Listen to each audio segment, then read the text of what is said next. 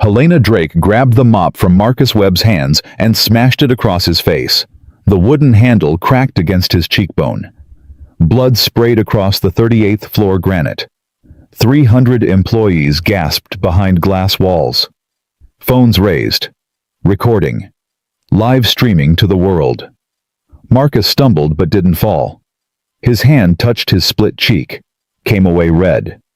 Helena threw the broken pieces at his feet. "You think you can fix my $4 million inverter? You can't even hold a mop without bleeding on my floor." His daughter's tuition was due in 6 days. His rent was 3 weeks late. His wife had been dead for 3 years. Marcus looked at the blood on his fingers, then at Helena Drake. Start the clock. What happened next would be watched by 12 million people, and by morning, one of them would lose everything. Drop your city in the comments. Let me see how far this story travels. Blood dripped from Marcus Webb's cheek onto granite that cost more than his rent. 300 faces pressed against conference room glass. 300 phones recording. 300 witnesses holding their breath. Helena Drake stood 5 feet away, still gripping half the broken mop handle. Her knuckles white, her breathing hard. Not from effort, from rage. "Pick it up." Marcus didn't move. "I said pick it up, janitor. Pick up the mess you made on my floor." "You hit me. And I'll hit you again if you don't." "No." Marcus wiped blood from his cheek with the back of his hand. "You won't." The word landed like a grenade. Helena's eyes widened. Behind her, 300 employees went completely still. No one spoke to Helena Drake like that. No one refused Helena Drake. Not the engineers with Stanford degrees. Not the executives with corner offices. Not the board members with millions invested. Certainly not a janitor. "What did you say to me?" "I said no." Marcus's voice came out steady. Quiet. The kind of quiet that scared people more than shouting. "You can fire me. You can have security drag me out. But you don't get to hit me twice." Helena's face twisted into something ugly. She threw the broken handle at his chest. It bounced off and clattered across the floor. "Do you have any idea who I am? You're the woman who just assaulted an employee in front of 300 witnesses, and—" Marcus glanced at the glass walls, at the phones still recording, probably 200,000 people online. Helena's head snapped toward the crowd. Someone had started a live stream. The viewer count climbed as she watched. 180,000, 195,000, 210,000. For 3 seconds, something like fear flickered across her face. Then it was gone, replaced by the cold calculation that had built Drake Energy Solutions from nothing. "Eric!" She didn't turn around. "Get in here."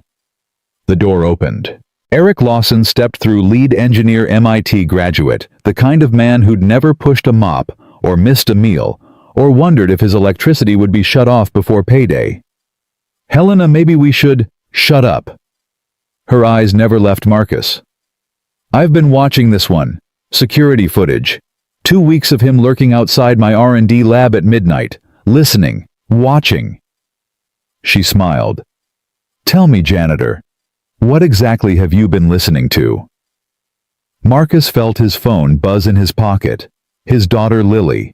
She'd been texting all day about her electrical engineering midterm tomorrow. He'd promised to call her tonight, help her study. That wasn't happening now. "I asked you a question." "The inverter." The words came out before Marcus could stop them. 3 years of silence. 3 years of invisibility. And now this. "I've been listening to your solar inverter." Helena's laugh cut through the room like broken glass. "The inverter. Of course." She turned to the crowd, arms spread wide, playing to her audience. "Ladies and gentlemen, our janitor has been eavesdropping on my $4 million project, the one my Stanford and MIT engineers haven't been able to fix in 10 weeks. She spun back to Marcus. "What exactly do you think you heard, Mop Man?" "I heard it dying." Silence. "Every night when I clean this floor, I hear it struggling, fighting itself. Your engineers run the same test over and over, fails at exactly 13 minutes 47 seconds, every time. Thermal overload. Helena's smile faltered. They're looking at screens, running diagnostics, checking data. Marcus touched his bleeding cheek again. The cut was deeper than he'd thought. But they're not listening. The problem isn't software, it's frequency. 847 Hz, mismatch every 4.2 seconds. Eric stepped forward. That's not possible. Our readings show. Your readings are wrong. The room went electric. A janitor had just told an MIT engineer his readings were wrong. In front of the CEO. In front of 300 employees. In front of 250,000 people watching online. Helena recovered fast. She always did. This is perfect. She pulled out her phone. This is absolutely perfect. Eric, wake everyone up. Board members, engineers, the Korean delegation at the Hilton. Everyone. Helena, it's almost midnight. I don't care if it's 4 in the goddamn morning.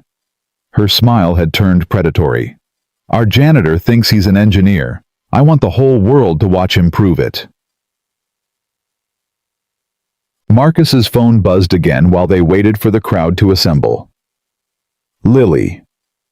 Dad, you okay? Someone at school said Drake. Energy is live streaming something crazy. Lily. Dad. Lily. There's a video of some woman hitting a janitor. Lily. Dad, is that you? He typed back with bloody fingers. I'm fine. Situation at work. Call you later. Study for your midterm. Lily. Dad. What's happening? Lily. I'm coming there. Stay at school. I mean it. Everything's fine. Lily. You're bleeding. Lily, I saw the video.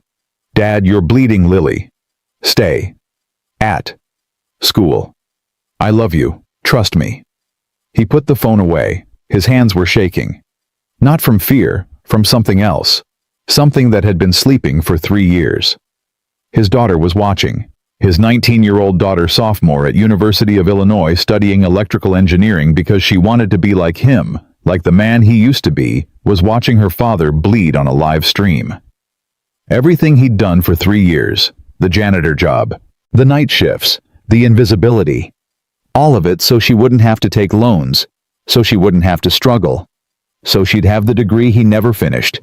And now Helena Drake had put his blood on the internet for the world to see. The R&D lab filled in 40 minutes. 350 people in various stages of exhaustion. Suits over pajamas, hair uncombed, eyes confused. All of them staring at Marcus like he was either a savior or a sacrifice.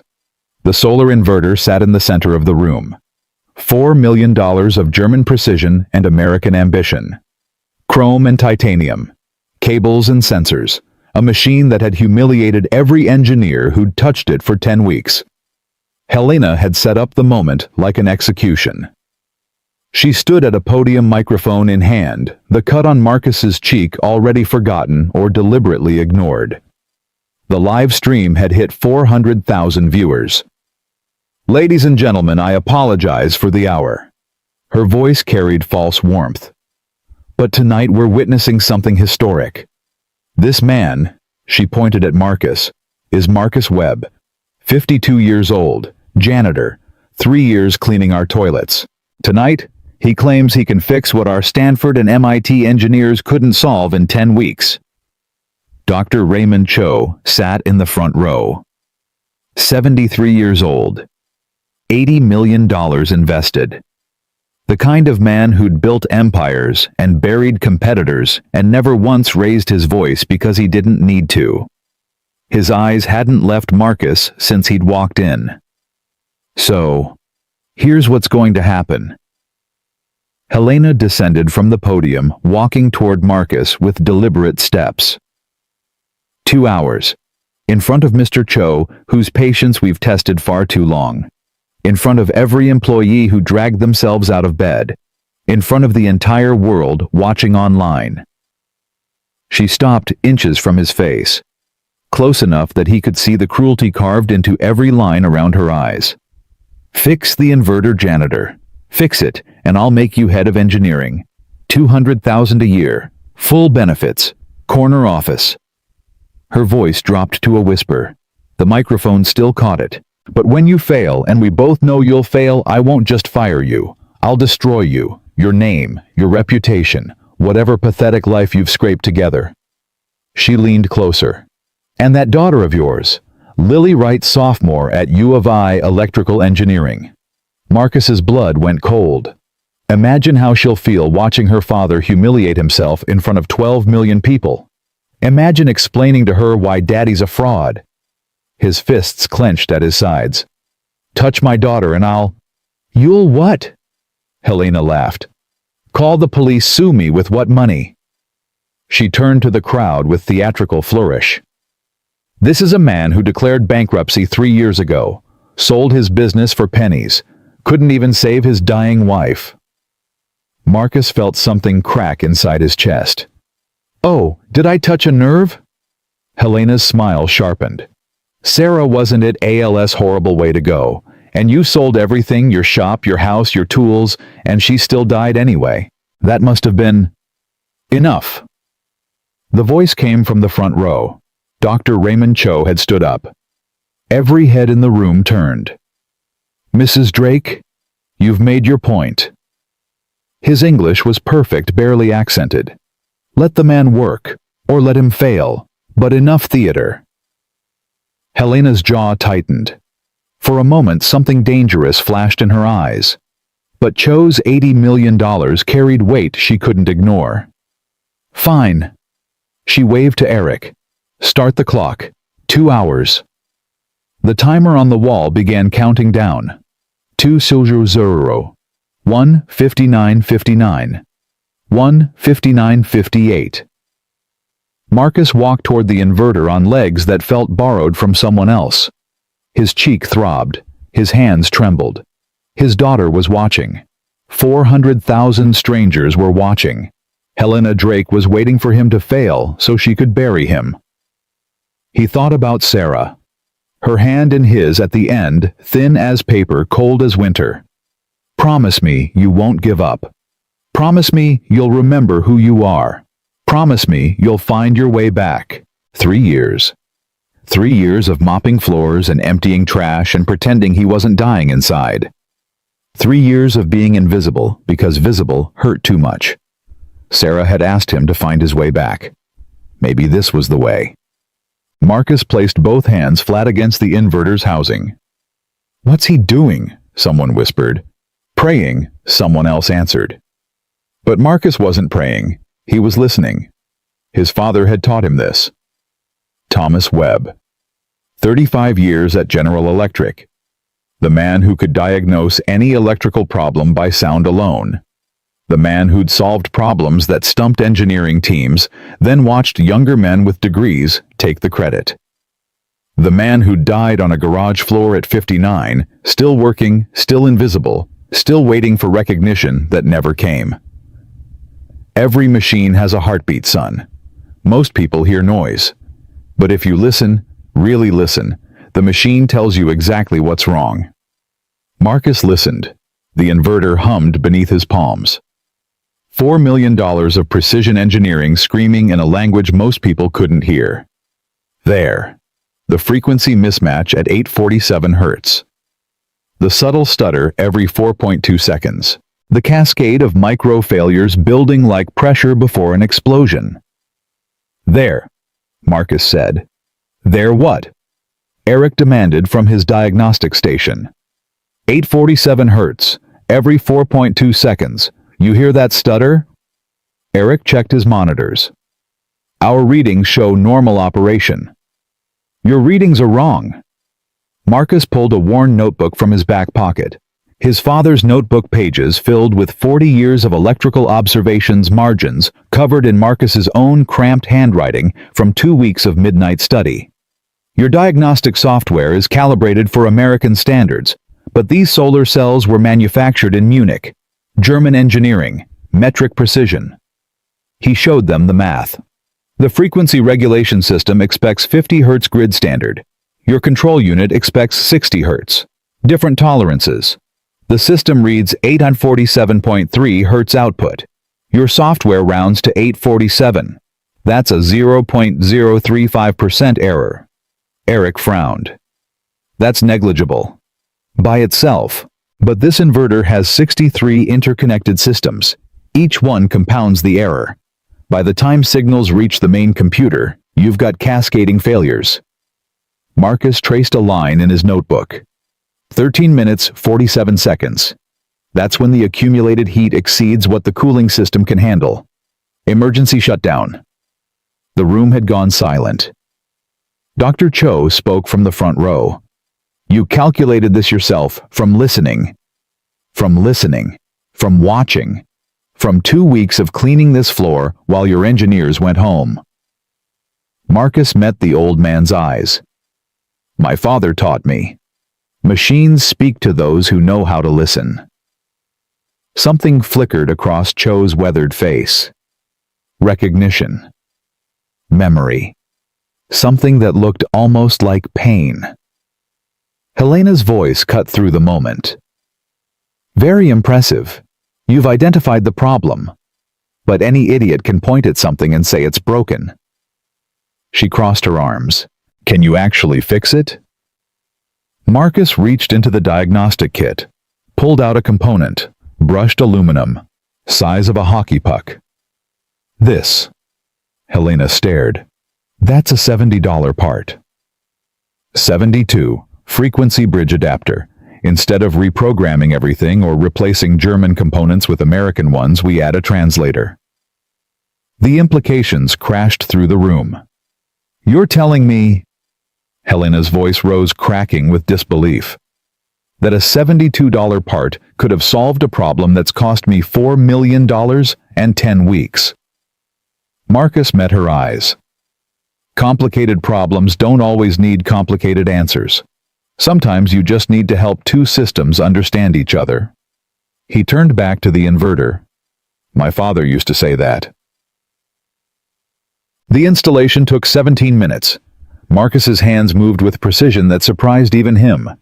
Muscle memory from 10,000 repairs, from the shop he'd built in Detroit, from the life he'd lived before Sarah got sick and everything fell apart. Remove the sensor housing, install the adapter, recalibrate connection points, test signal flow. His phone buzzed 3 times. Lily. He ignored it.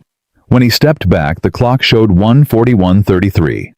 18 minutes and 27 seconds used. Ready for testing. The room held its breath.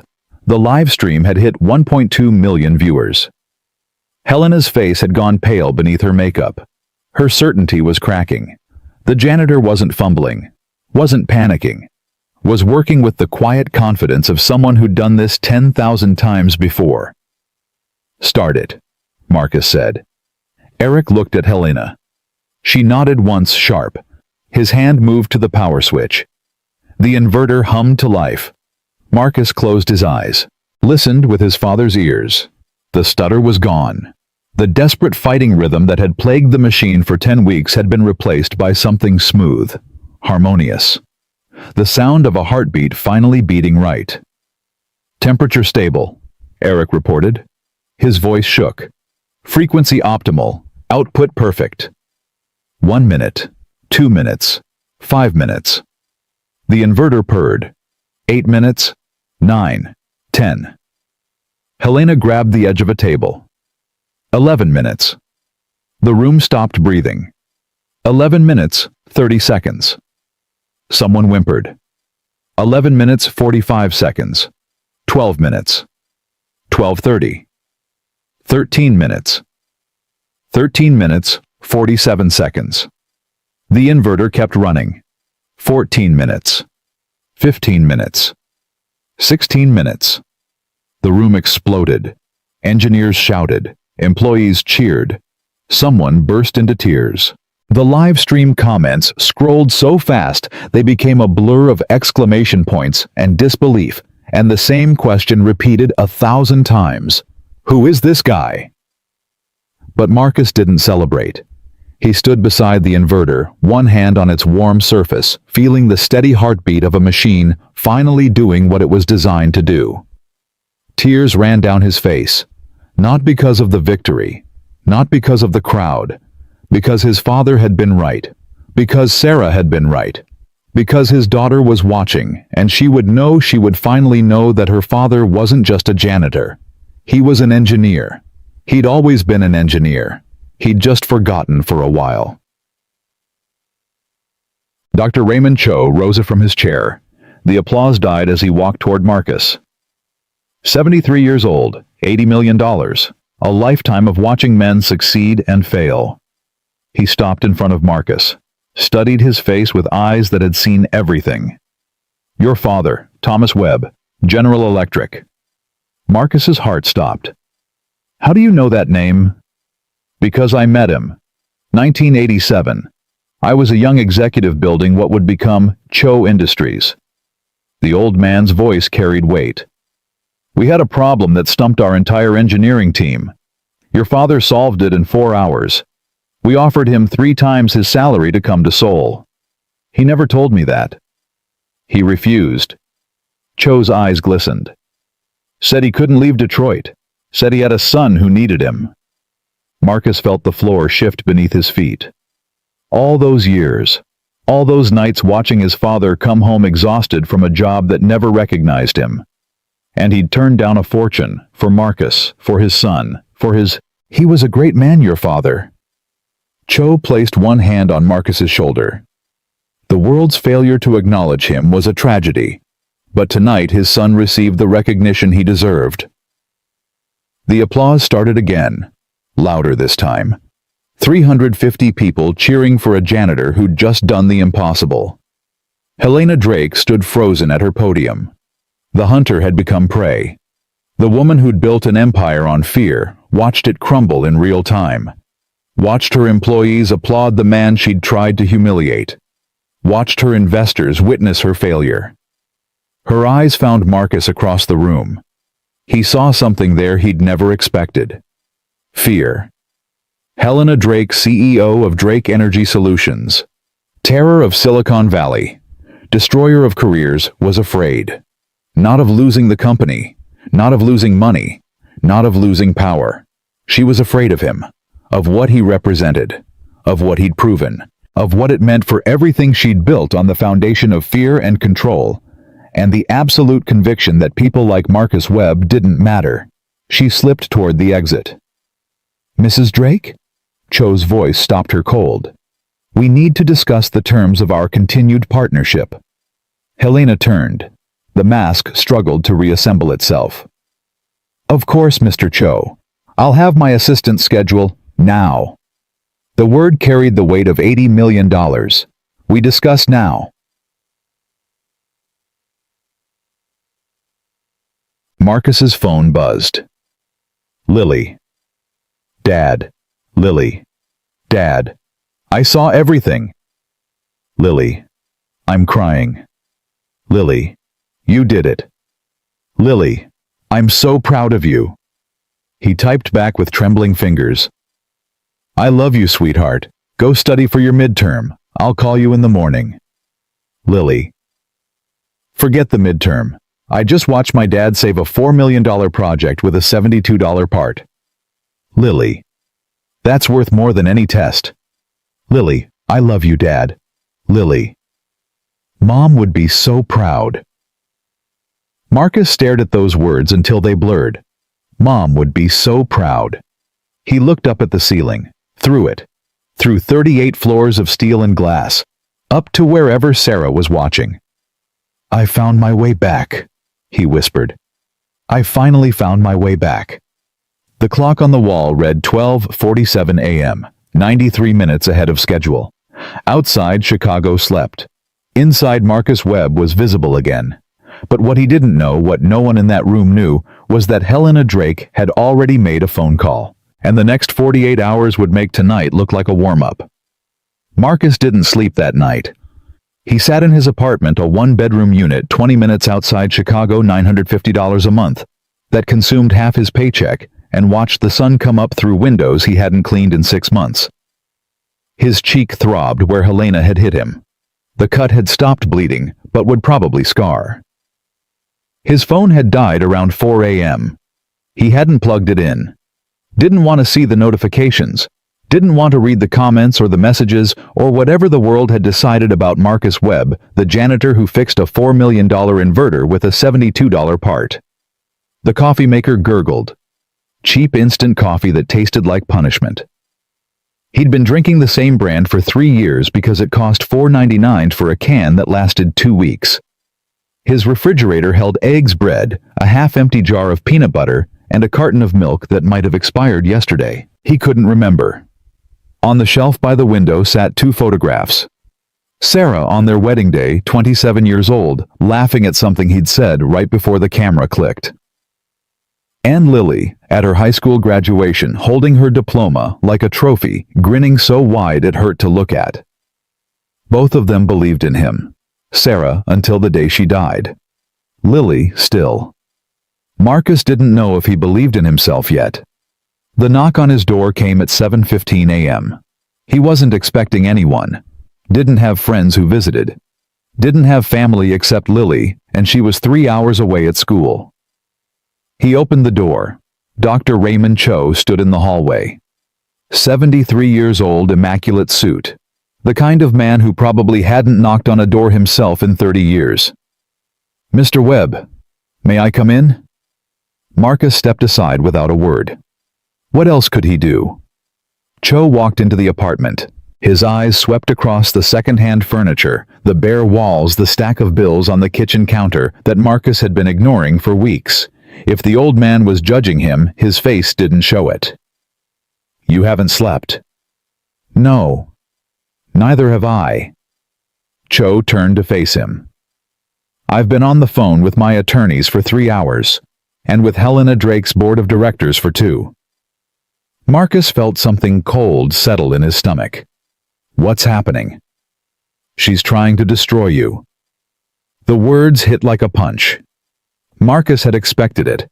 Helena's threat had been clear, but hearing it confirmed made it real. How? She called her media contacts at 2 a.m. By 6 a.m., 3 news outlets had stories ready to publish. Cho pulled out his phone, showed Marcus the screen. Disgraced mechanic fakes engineering credentials at Drake Energy. Bankrupt con man tricks investors with lucky fix. Single father's desperate scheme exposed. Marcus stared at the headlines. His hands started shaking. "They're calling it fraud. She found your bankruptcy records, your failed business, a lawsuit from 8 years ago. That lawsuit was bogus. Customer blamed me for damage he caused himself. I settled because fighting would have cost more than paying." "I know." Cho pocketed his phone. "But Helena doesn't care about truth. She cares about narrative. And the narrative she's building is that you're a fraud who got lucky, who has no real credentials, who should never have been allowed near her equipment." Marcus walked to the window, looked out at Chicago waking up, people going to work, living normal lives, having no idea that his was falling apart. "What about the inverter?" "It works. I fixed it. Everyone saw." Everyone saw a janitor touch some equipment for 17 minutes. Helena's story is that the real fix happened earlier, that her engineers solved the problem, and you simply happened to be there when they tested it. Cho's voice carried disgust. "She's already coaching Eric Lawson on what to say. Eric knows that's a lie. Eric owes her $230,000. Marcus turned. "What?" "Gambling debts. 3 years ago, he nearly lost everything. His house, his retirement, his daughter's college fund. Helena paid it off. Didn't ask for repayment." Cho met Marcus's eyes. "She asked for loyalty. He's been her puppet ever since." The revelation crashed through Marcus like a wave. Eric's uncomfortable silence last night. His reluctance to challenge Helena. His careful avoidance of Marcus's eyes when the engineers were celebrating. He wasn't weak. He was owned. "So what do I do?" Marcus heard the desperation in his own voice. "She's got money, lawyers, media contacts. I've got a 1-bedroom apartment and $83 in my checking account." Cho smiled. It transformed his face, made him look younger, sharper, almost dangerous. You have something she doesn't, Mr. Webb. You have me.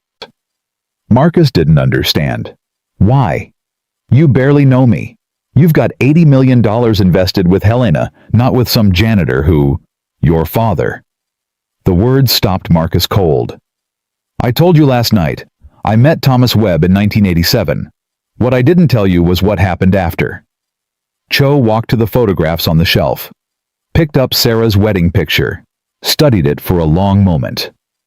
Your father solved our problem in 4 hours, saved my company millions. I offered him everything: money, position, respect. He refused. Because of me. Because of you. Cho set down the photograph. But that's not why I'm here. I'm here because of what he said when he refused. Marcus waited. He said, Mr. Cho, my son is going to change the world someday. I need to be there to see it. The old man's voice softened. I never forgot those words. I watched for your name over the years. Saw you build your business in Detroit. Saw you succeed. Then saw you disappear. Sarah got sick. I know everything, Mr. Webb. The cancer, the bills, the bankruptcy, the 3 years you've spent invisible. Cho turned to face him. Your father believed you would change the world. Last night you started. I won't let Helena Drake stop you. Marcus felt tears threatening, pushed them down. He'd cried enough last night. What are you proposing? War. The word hung in the air. Helena thinks she can destroy you with media stories and legal threats. She's wrong. I've spent 50 years building relationships with people more powerful than she can imagine. Journalists who owe me favors. Attorneys who would love nothing more than to take down a CEO who assaults employees on camera. Cho's eyes hardened. But more importantly, I have proof that Helena Drake has been falsifying reports for years. Government contracts with inflated success rates. Safety violations that were never reported. Financial records that don't match what she's told investors. Marcus's heart pounded. Where? Her private server, in her office. Everything she's ever wanted to hide stored in a locked cabinet behind her desk. And you want me to get it? No. Cho shook his head. I want you to let her think she's winning. Let her publish her stories. Let her destroy your reputation. Let her believe she's already won. Why? Because Helena Drake has one weakness. Pride. She can't resist gloating. Can't resist rubbing her victory in her opponent's face. Cho smiled again, cold and calculating. When she thinks she's destroyed you, she'll get careless. She'll make a mistake. And when she does, we'll be ready. Marcus looked at the old man, this billionaire who'd shown up at his door at 7 a.m. to offer him war against one of the most powerful women in Chicago. Why are you really doing this? It's not just because of my father. Cho was quiet for a long moment. I have a granddaughter, 22 years old, brilliant engineer. Last year she applied for a position at Drake Energy. Helena rejected her because, and I quote, she didn't have the right look for our corporate culture. His voice turned to ice. My granddaughter is Korean, Mr. Webb. Helena Drake rejected her because of her race, then hired a white woman with half her qualifications. Cho's hands clenched at his sides. I've been waiting for an opportunity to destroy Helena Drake for 18 months. You just gave it to me. Marcus understood now. This wasn't just about him. This was about revenge. About a grandfather protecting his granddaughter. About a billionaire settling scores. He should have been worried about being used. Should have been cautious about becoming a pawn in someone else's war. But Helena Drake had hit him in the face with a mop handle. Had threatened his daughter. Had dug up his dead wife's name and thrown it in his face like garbage. What do you need me to do? Cho's smile widened. First we wait. Let her think she's winning. Let her stories publish. Let the world believe you're a fraud. He pulled a business card from his pocket, pressed it into Marcus's hand. Then when the moment is right, I'll call you. And we'll end her. He walked to the door, stopped with his hand on the knob.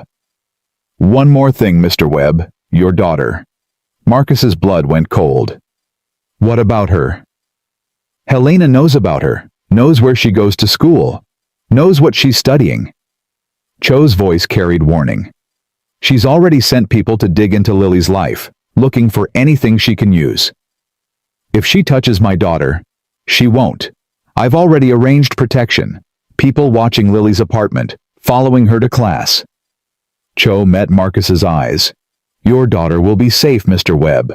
I promise you that." He opened the door, stepped through. "Get some sleep, eat something. The next few days are going to be difficult." Then he was gone. Marcus stood alone in his apartment, holding a billionaire's business card, wondering how his life had changed so completely in less than 12 hours. His phone. He needed to charge his phone, needed to call Lily, needed to hear her voice. He plugged it in, waited for it to boot. 47 missed calls, 312 text messages, 18 voicemails, and one email from Helena Drake sent at 3:47 a.m. Mr. Webb. By the time you read this, the first stories will already be published. By tomorrow, no one will remember you as the janitor who fixed an inverter. They'll remember you as the fraud who got caught. You have one chance to make this go away. Resign from Drake Energy this morning. Write a statement admitting you exaggerated your qualifications. Apologize publicly for wasting company resources. Do this and I'll call off the stories. Your daughter can finish her degree in peace. Your name will be forgotten instead of destroyed. Refuse and I'll make sure every newspaper in America knows about your failed business, your dead wife, and your pathetic attempt to relive past glory. You have until noon. H. Marcus read the email 3 times. Then he deleted it. His phone rang. Lily. "Dad." Her voice was thick with tears. "Dad, I've been trying to reach you all night. Are you okay? I saw the news. They're saying..." "I know what they're saying. It's lies. It's all lies. You fixed that machine. I watched you do it. The whole world watched you do it." "I know, sweetheart."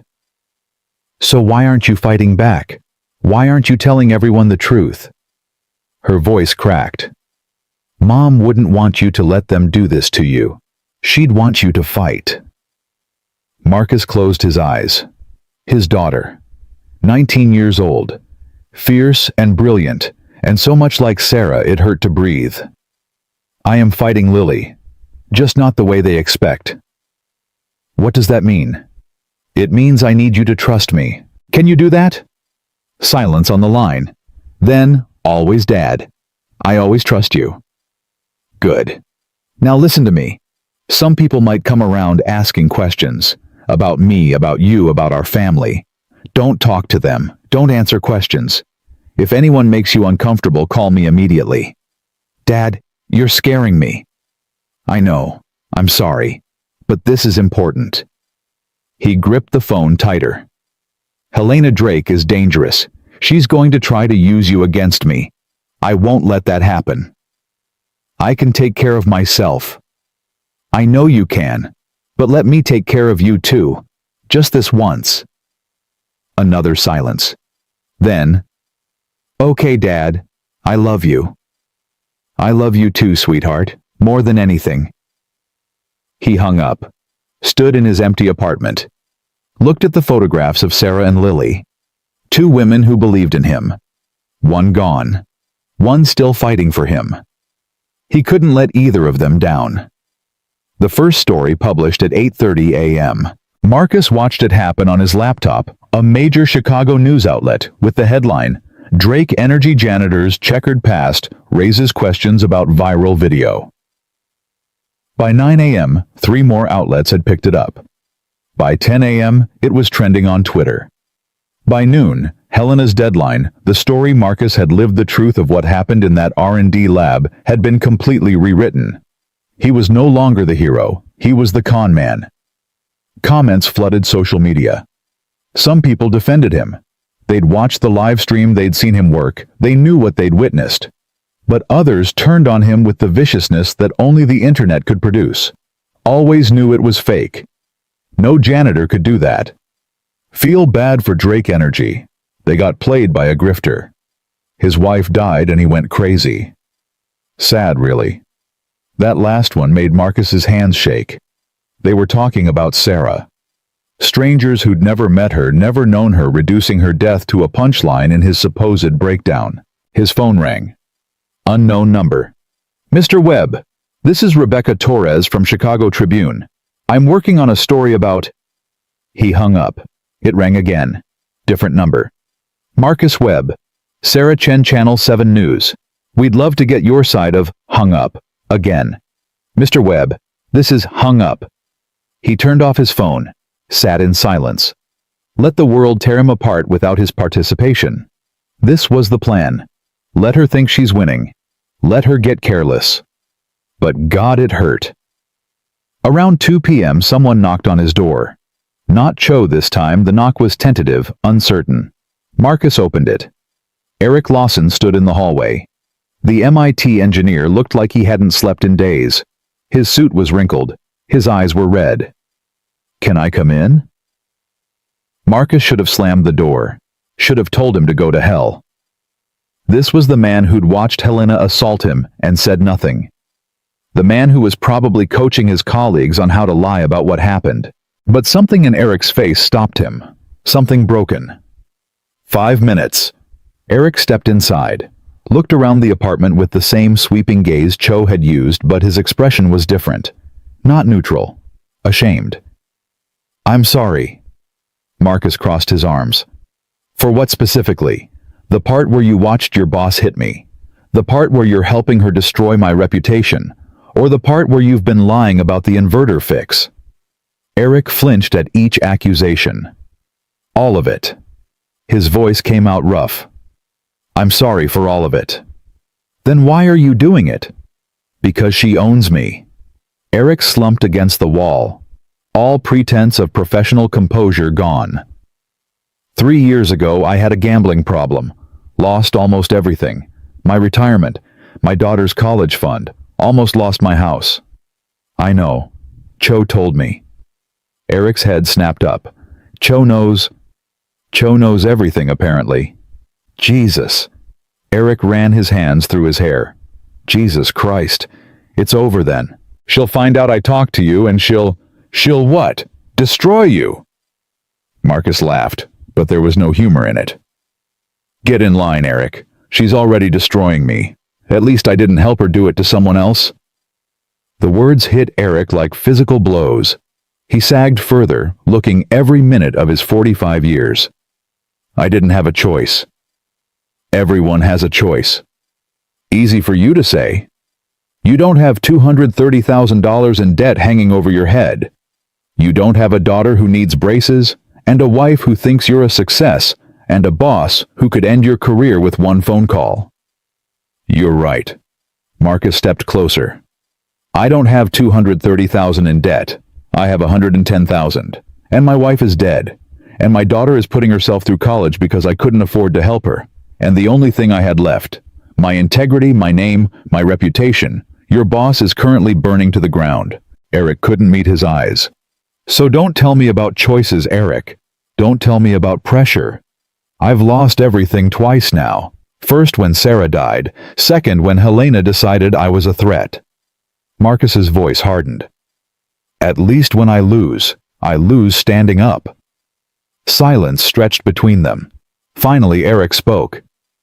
She has files, on her private server, proof of everything she's done, falsified reports, hidden failures, safety violations that should have shut down the company years ago. Marcus went still. I know. She keeps the password in her day planner. 3rd drawer left side of her desk. Changes it weekly but always writes it down. Why are you telling me this? Eric looked up. His eyes were wet. Because you're right. Everyone has a choice. He swallowed hard. And I'm tired of making the wrong one. If I go after those files and get caught, she'll know you told me. I know. She'll destroy you. She's going to destroy me anyway. Sooner or later, someone like you comes along and the whole thing falls apart. Eric straightened. Some of the broken posture fading. Might as well be now. Might as well be for something that matters. Marcus studied the man in front of him. 45 years old, MIT graduate, corner office, everything Marcus had never had. And right now he was risking all of it to do the right thing. Why now? Why not last night? Why not 3 years ago when she first got her hooks in you? Because last night I watched you stand there with blood running down your face and you didn't blink. You didn't beg. You didn't break. Eric's voice cracked. I've been breaking for 3 years. I forgot what it looked like to stand up. Marcus thought about his father. Thomas Webb. 35 years at General Electric. Passed over for promotions. Watching younger men take credit. Never complaining. Never fighting back. Dying on a garage floor with grease on his hands and recognition he never received. His father had never stood up, had never fought, had just endured year after year until his heart gave out. Marcus had sworn he'd be different, had built a business, made a name, then lost it all, and spent 3 years proving he was exactly like his father after all, until last night. The files, Marcus said. How would I access them? Eric told him. Every detail. The layout of Helena's office, the security schedule, the server configuration, the backup systems that needed to be bypassed. By the time he finished, Marcus had memorized everything. She'll be in meetings tomorrow morning. 6:45 to 8:00. That's your window. Eric walked toward the door. Your maintenance keycard still works. I checked. Eric. The engineer stopped. What happens to you after this? I don't know. Eric opened the door. But whatever it is, at least, I'll be able to look my daughter in the eye. He left. Marcus stood alone in his apartment.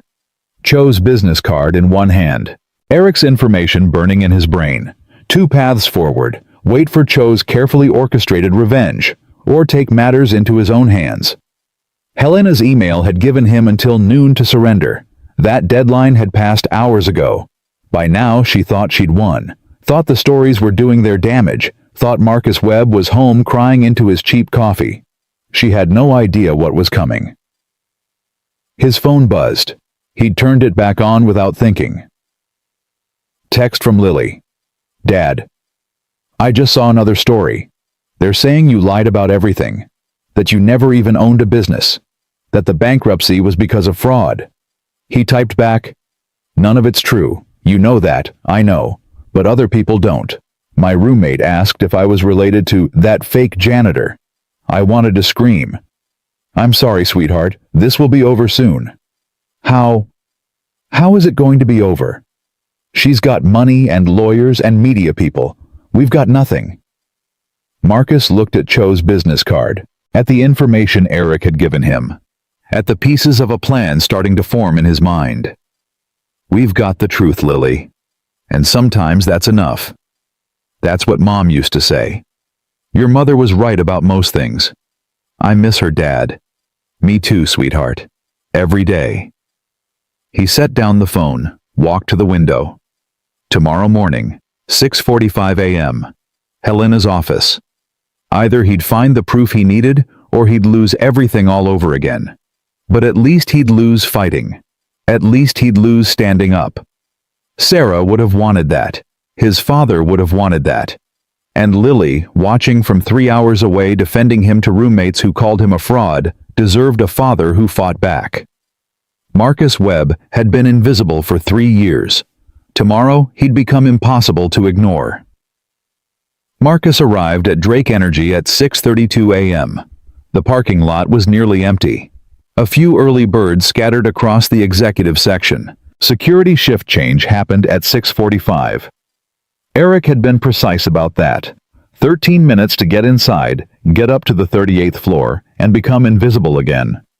He'd worn his maintenance uniform. Navy blue, with the Drake Energy patch over the breast pocket. The same uniform he'd worn for 3 years. The same uniform Helena had mocked 2 nights ago, while blood ran down his face. His keycard worked. The lobby guard glanced up, saw the uniform, waved him through without a second look. Just another janitor starting his shift. Just another invisible man. Marcus had never felt less invisible in his life. The elevator hummed as it climbed. His heart pounded so hard he could hear it in his ears. 32 floors, 34, 36. His phone buzzed. Text from Cho Patience. Wait for my signal. Marcus deleted it. Cho wanted to wait. Wanted to play the long game. Wanted Helena to make a mistake on her own timeline. But Marcus had seen the stories that morning. Seen his name dragged through mud by reporters who'd never met him. Seen comments calling him a fraud, a con man, a desperate single father who'd snapped after his wife died. They'd brought Sarah into it. They'd made his grief into a punchline. He was done waiting. 38. The elevator doors opened. The executive floor stretched out before him, empty, silent, the kind of quiet that only existed before the world woke up. Helena's office sat at the far end, glass walls frosted for privacy, door requiring keycard access.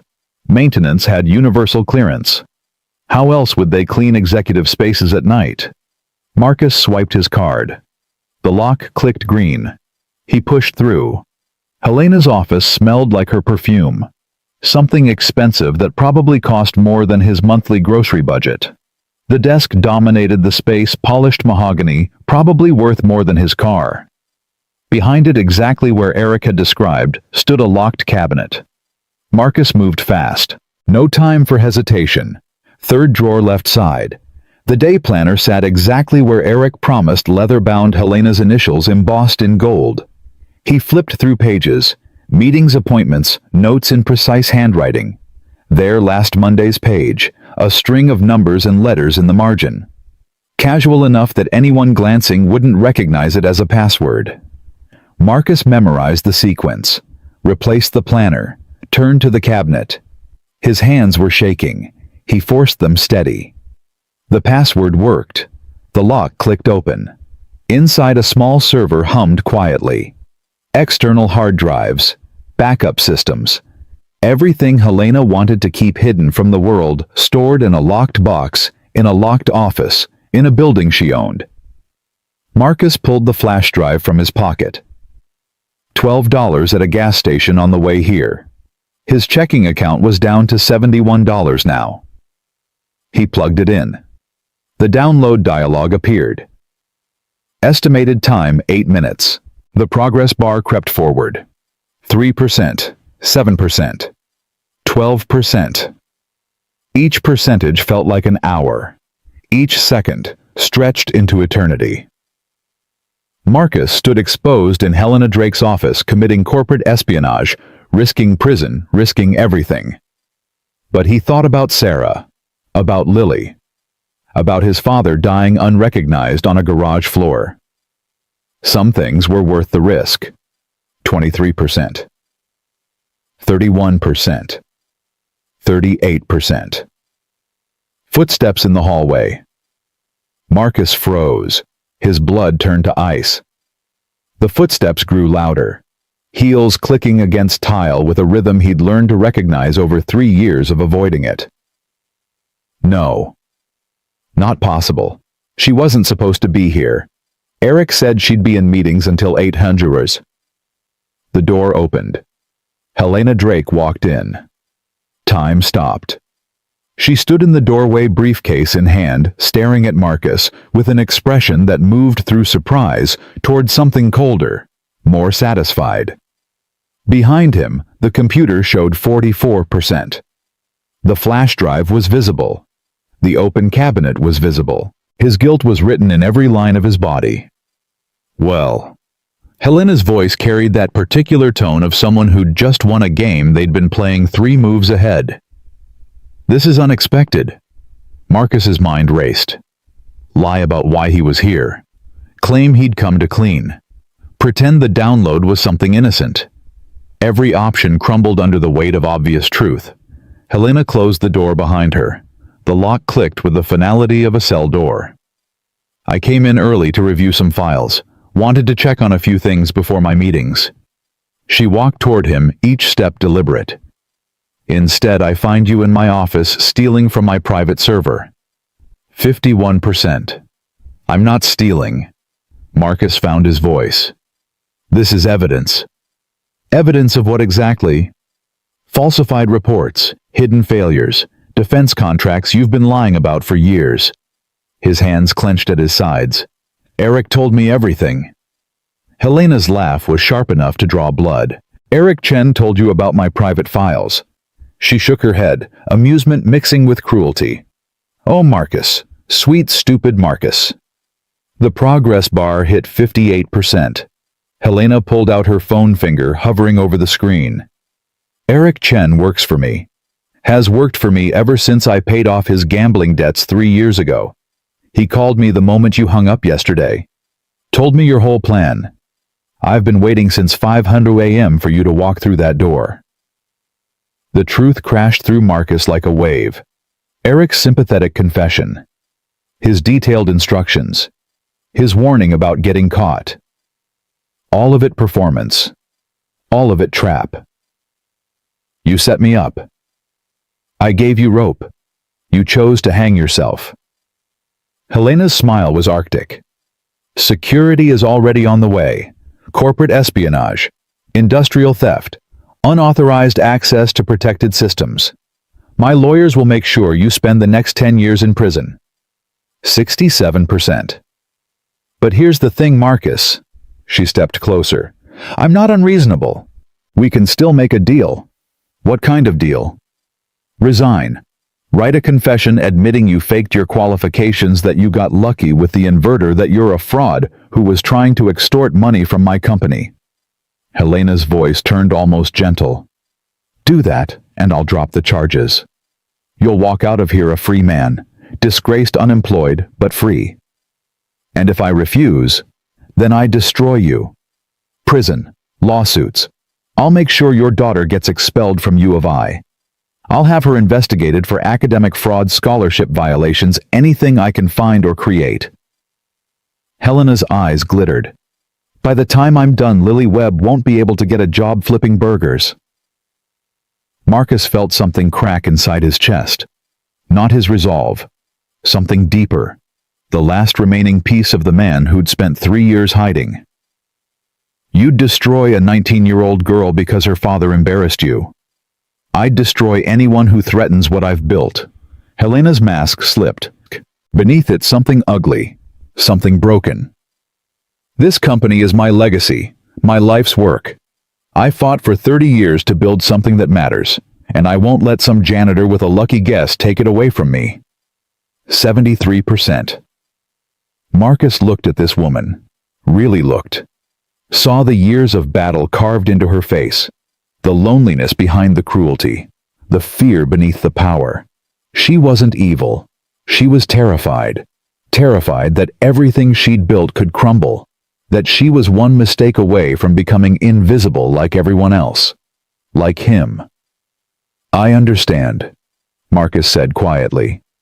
Helena blinked. You what? I understand why you're like this. You fought your way up in an industry that didn't want you. Men tried to push you down, tried to take credit for your work, tried to make you small. He stepped toward her. My mother went through the same thing. Secretary at Ford for 32 years. Watched men with half her talent climb past her because they wore the right suits. Helena's expression flickered. Something human breaking through. But here's what my mother learned. What my father learned. What I learned. Marcus held her gaze. Fear makes you cruel. And cruelty makes you alone. And alone is how empires fall. You think I'm afraid of being alone? Helena laughed, but it came out wrong. Too sharp. Too brittle. I've been alone my entire career. Alone is how I won. Alone is how you survived. There's a difference. 81%. Helena's phone buzzed. She glanced at it. Her face changed. Security's on their way up. You have about 90 seconds to accept my deal or spend the next decade in prison. Marcus pulled out his own phone, showed her the screen. Call connected Dr. Raymond Cho. 7 minutes, 23 seconds. Helena's face went white. He's been listening the entire time, Every word you said, every threat, every admission. Marcus kept his voice steady, though his heart was pounding hard enough to burst. I wasn't stealing your files, Helena. I was giving you rope. You chose to hang yourself. That's not, you can't. For the first time, Helena Drake looked genuinely afraid. Cho would never. Cho has been waiting 18 months to destroy you. Something about his granddaughter. Something about you rejecting her because she didn't have the right look for corporate culture. The color drained from Helena's face. That was a business decision. That was racism. And now the man with $80 million invested in your company has you on recording threatening to frame a 19-year-old girl for crimes she didn't commit. 89%. Helena lunged for Marcus's phone. He stepped back. She stumbled, caught herself on the edge of her desk, looked up at him with something raw and desperate in her eyes. Please. The word came out broken. Please, Marcus. I'll give you anything. Money. A position. I'll make you head of engineering. 7 figures. Stock options. Whatever you want. There's nothing you can give me that I want. Everyone wants something. I want my wife back. Can you give me that? Marcus's voice cracked. I want 3 years of my life back. I want to have been there when my daughter needed me instead of working midnight shifts in your building. I want my father to have gotten the recognition he deserved before he died on a garage floor. Tears streamed down his face. He didn't try to hide them. You can't give me any of that, Helena. No one can. So instead, I'll take the truth. I'll take justice. And I'll take whatever peace comes from knowing that you can't do this to anyone else. 93%. The door burst open. Security guards rushed in, followed by a man in an expensive suit, Drake Energy's chief legal counsel. Behind them, another figure. Dr. Raymond Cho, phone still pressed to his ear, face carved from stone. Mrs. Drake. The security chief stepped forward. We received an alert that your server was accessed remotely. Helena's mask tried to reassemble itself. Yes, this man broke into my office. He's been attempting to steal proprietary data. Arrest him immediately. The guards moved toward Marcus.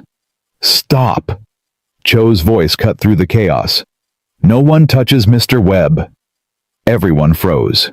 Cho walked into the office slowly, each step deliberate, his 73 years carried with the authority of someone who'd built empires and buried competitors and never once needed to raise his voice.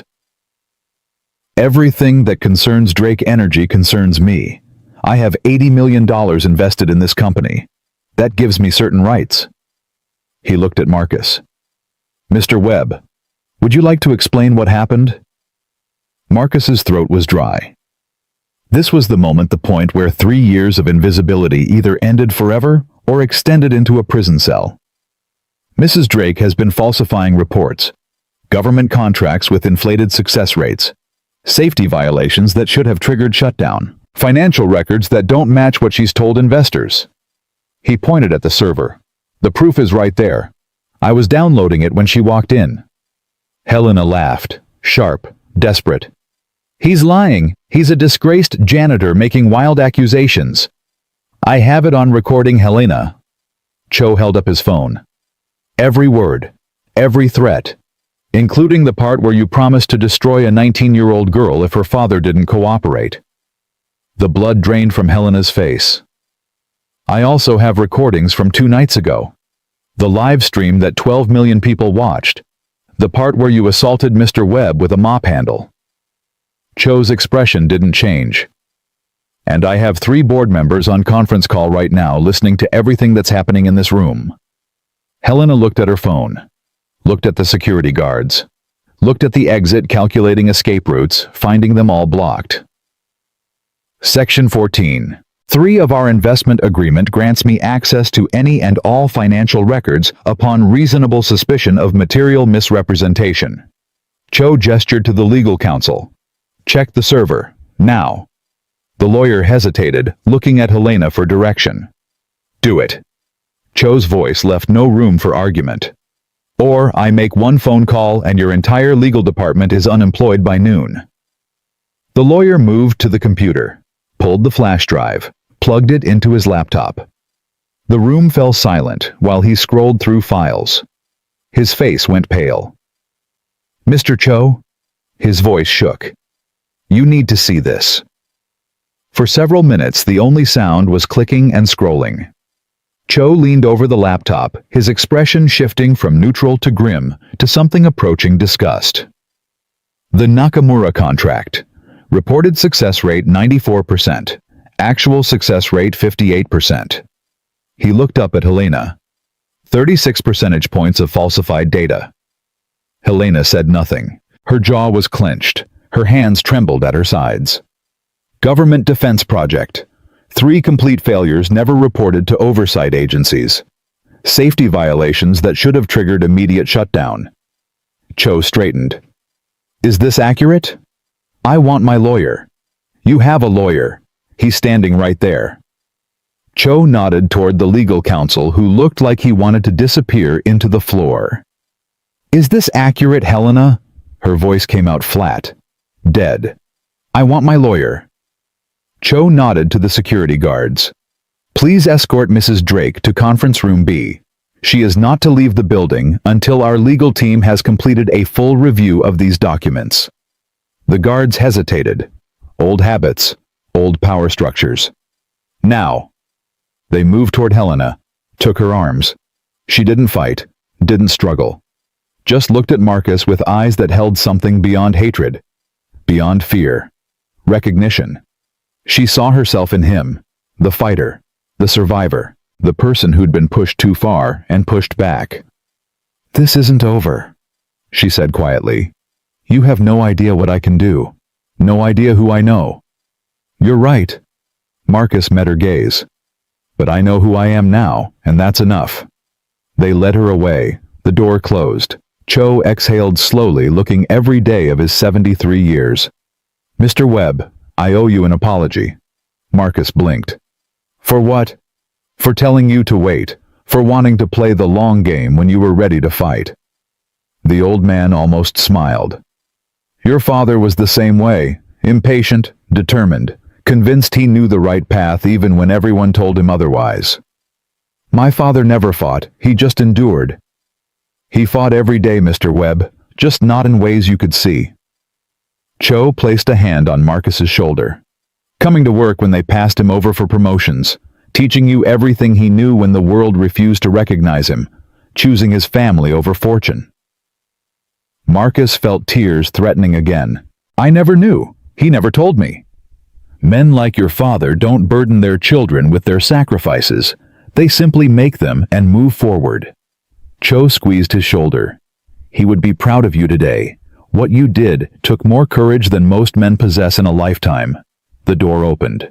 Eric Lawson stepped through, looking like he'd aged 10 years overnight. Marcus's hands clenched. You set me up. You told her everything." "I did." Eric didn't try to deny it. "I called her the moment you left my apartment. Told her exactly what I'd told you." "Then why?" "Because she needed to believe she'd won." Eric's voice cracked. "She needed to walk in here thinking she'd trapped you. Needed to gloat. Needed to threaten." He looked at Cho. "That was the plan. The real plan." Marcus turned to Cho. You knew Eric was going to..." "Eric came to me 3 months ago. Told me everything about his debt, about Helena's control, about the files on her server."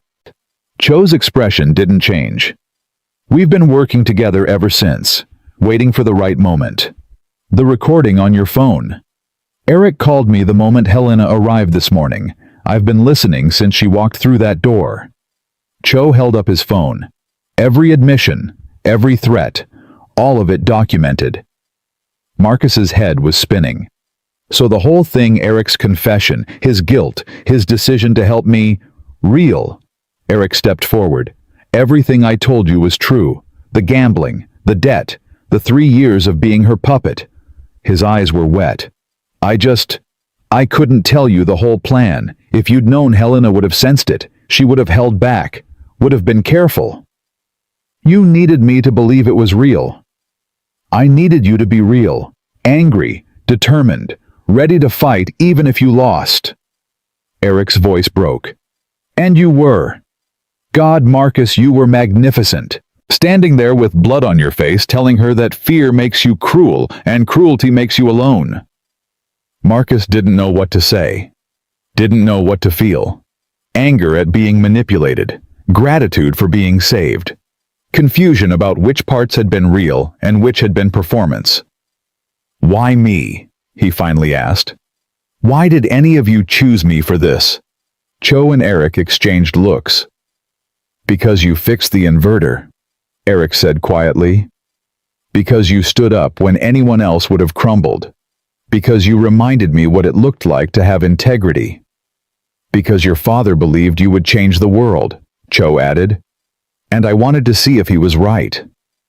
Marcus looked at these two men, the billionaire and the engineer, the puppet master and the puppet who'd cut his own strings. Both of them had risked everything on him. On a janitor with a dead wife and a mountain of debt, and a daughter who believed in him. What happens now? Now we rebuild. Cho walked toward the window. Helena will face charges, fraud, assault, falsifying government contracts. The company will need new leadership, new direction. I'm not qualified to run a company. No. Cho turned back. But you're qualified to do what you've always done. Listen, diagnose, fix what's broken. He almost smiled. I'm thinking chief engineer. Starting salary $170,000. We'll discuss benefits and equity later. Marcus's legs went weak. He had to grab the edge of Helena's desk to stay upright. That's more money than I've made in the last 5 years combined. It's what you're worth, Mr. Webb. It's what you've always been worth. The world just couldn't see it. Cho extended his hand. What do you say?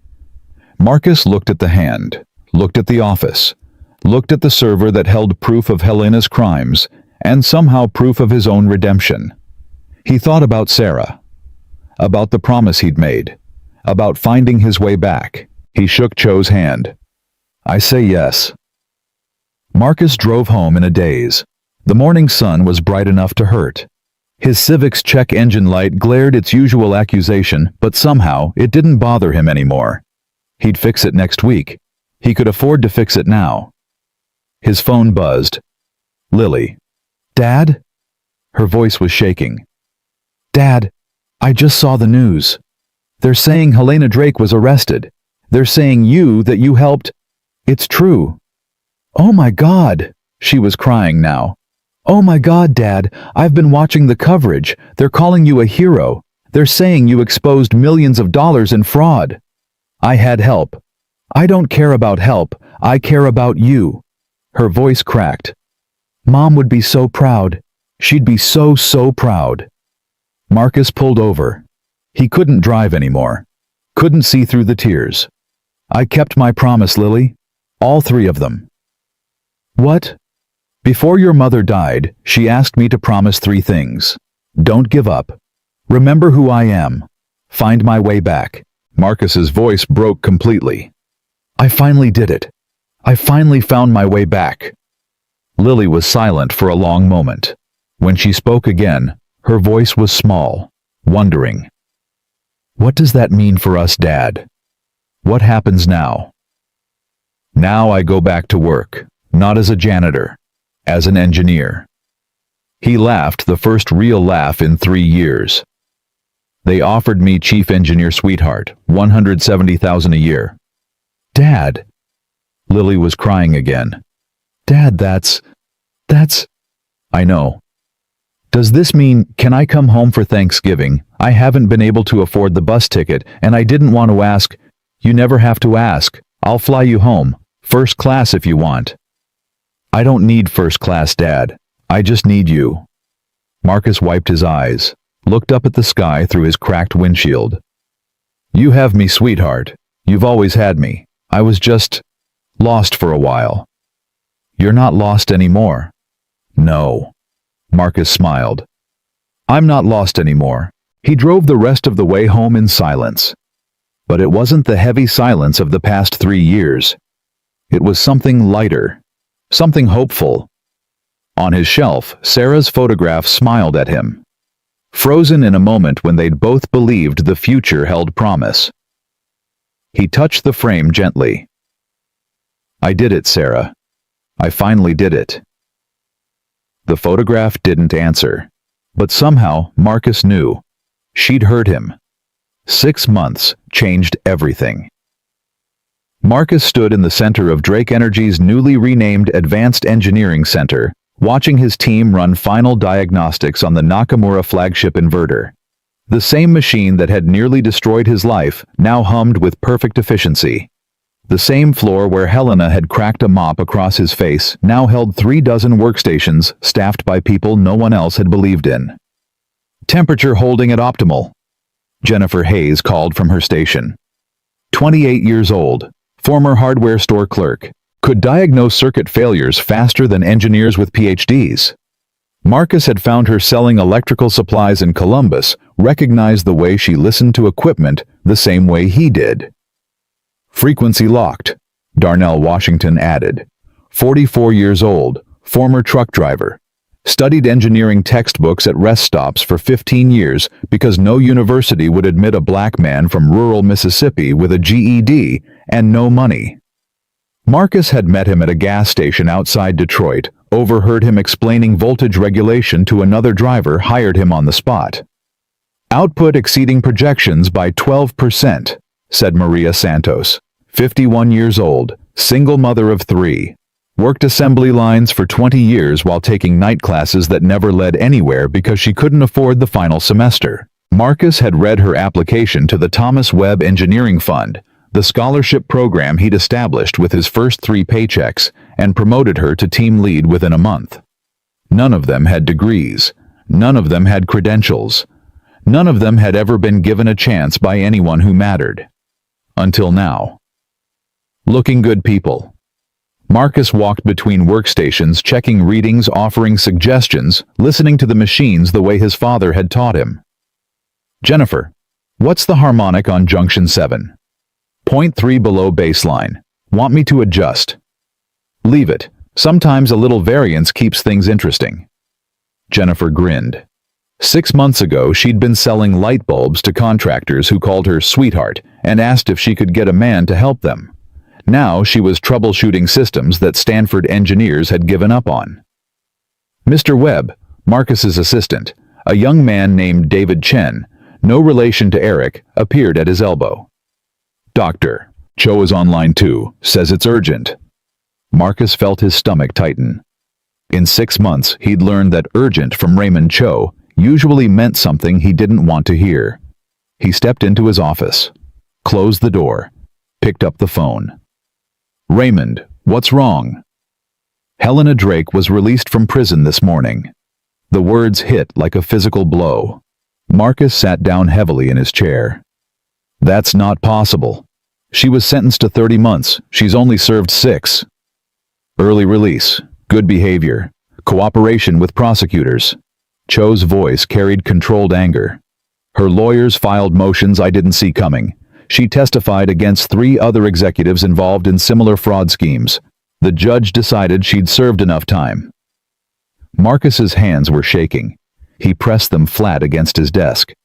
"Where is she now?" "Chicago. Staying with a cousin while she figures out her next steps." Cho paused. "She asked to see you?" "No." "I thought you'd say that." "The answer is no, Raymond. I don't want to see her. I don't want to talk to her. I don't want to be in the same city as her." "I understand. But there's something you should know." Another pause, longer this time. "She's been making calls, reaching out to old contacts, journalists, board members, people who still owe her favors." Marcus felt ice spreading through his chest. "She's planning something." "Possibly. Or she might just be trying to rebuild her network. Find work, move on with her life." Cho didn't sound convinced by his own words.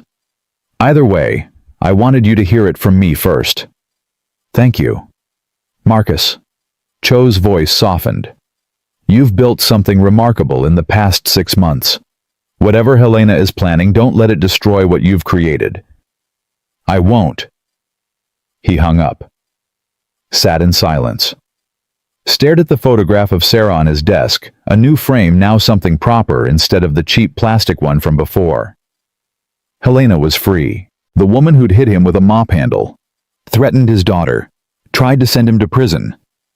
She was walking the streets of Chicago, probably plotting revenge, definitely not reformed. His phone buzzed. Text from Lily. Dad, can we talk tonight? Something happened at school. Marcus's blood went cold. Are you okay?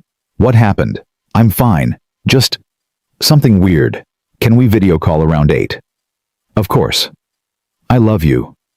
Love you too, Dad. He forced himself to breathe. Lily was fine. She'd said she was fine. Whatever happened, it wasn't an emergency. But combined with the news about Helena Marcus, couldn't shake the feeling that something was coming. Something bad. The rest of the day passed in a blur. Meetings, diagnostics, a conference call with Nakamura Industries about the next phase of the contract.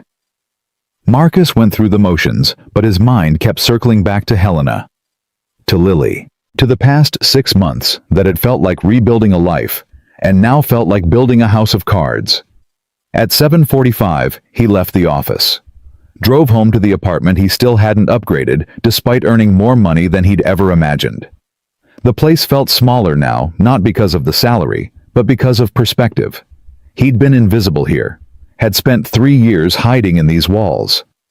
Part of him wanted to move to find somewhere that didn't remind him of the worst years of his life. But another part of him wasn't ready. Sarah had never lived here, but her photograph had. Her memory had kept him company through the long nights. Moving felt like leaving her behind somehow, even though he knew that didn't make sense. At 8:02, his laptop chimed. Video call from Lily. Her face filled the screen. 20 years old now, she'd had a birthday last month, and Marcus had flown her home first class like he'd promised. She looked tired, worried. Nothing like the bright-eyed girl who'd been so proud of him 6 months ago. Hey, sweetheart, what's going on? Dad, I need to tell you something and I need you to not freak out. His chest tightened. That's not a great opening. I know. I'm sorry. It's just... She took a breath. A woman came to my apartment today. Said she wanted to talk about you. Marcus's blood turned to ice. What woman? She said her name was Helena Drake. The world tilted. Marcus gripped the edge of his desk so hard his knuckles went white. She came to your apartment in person. She was waiting outside when I got home from class. Said she just wanted to talk. That she wasn't there to cause trouble. Lily's voice shook. Dad, I didn't let her in. I didn't invite her. She just showed up. What did she say?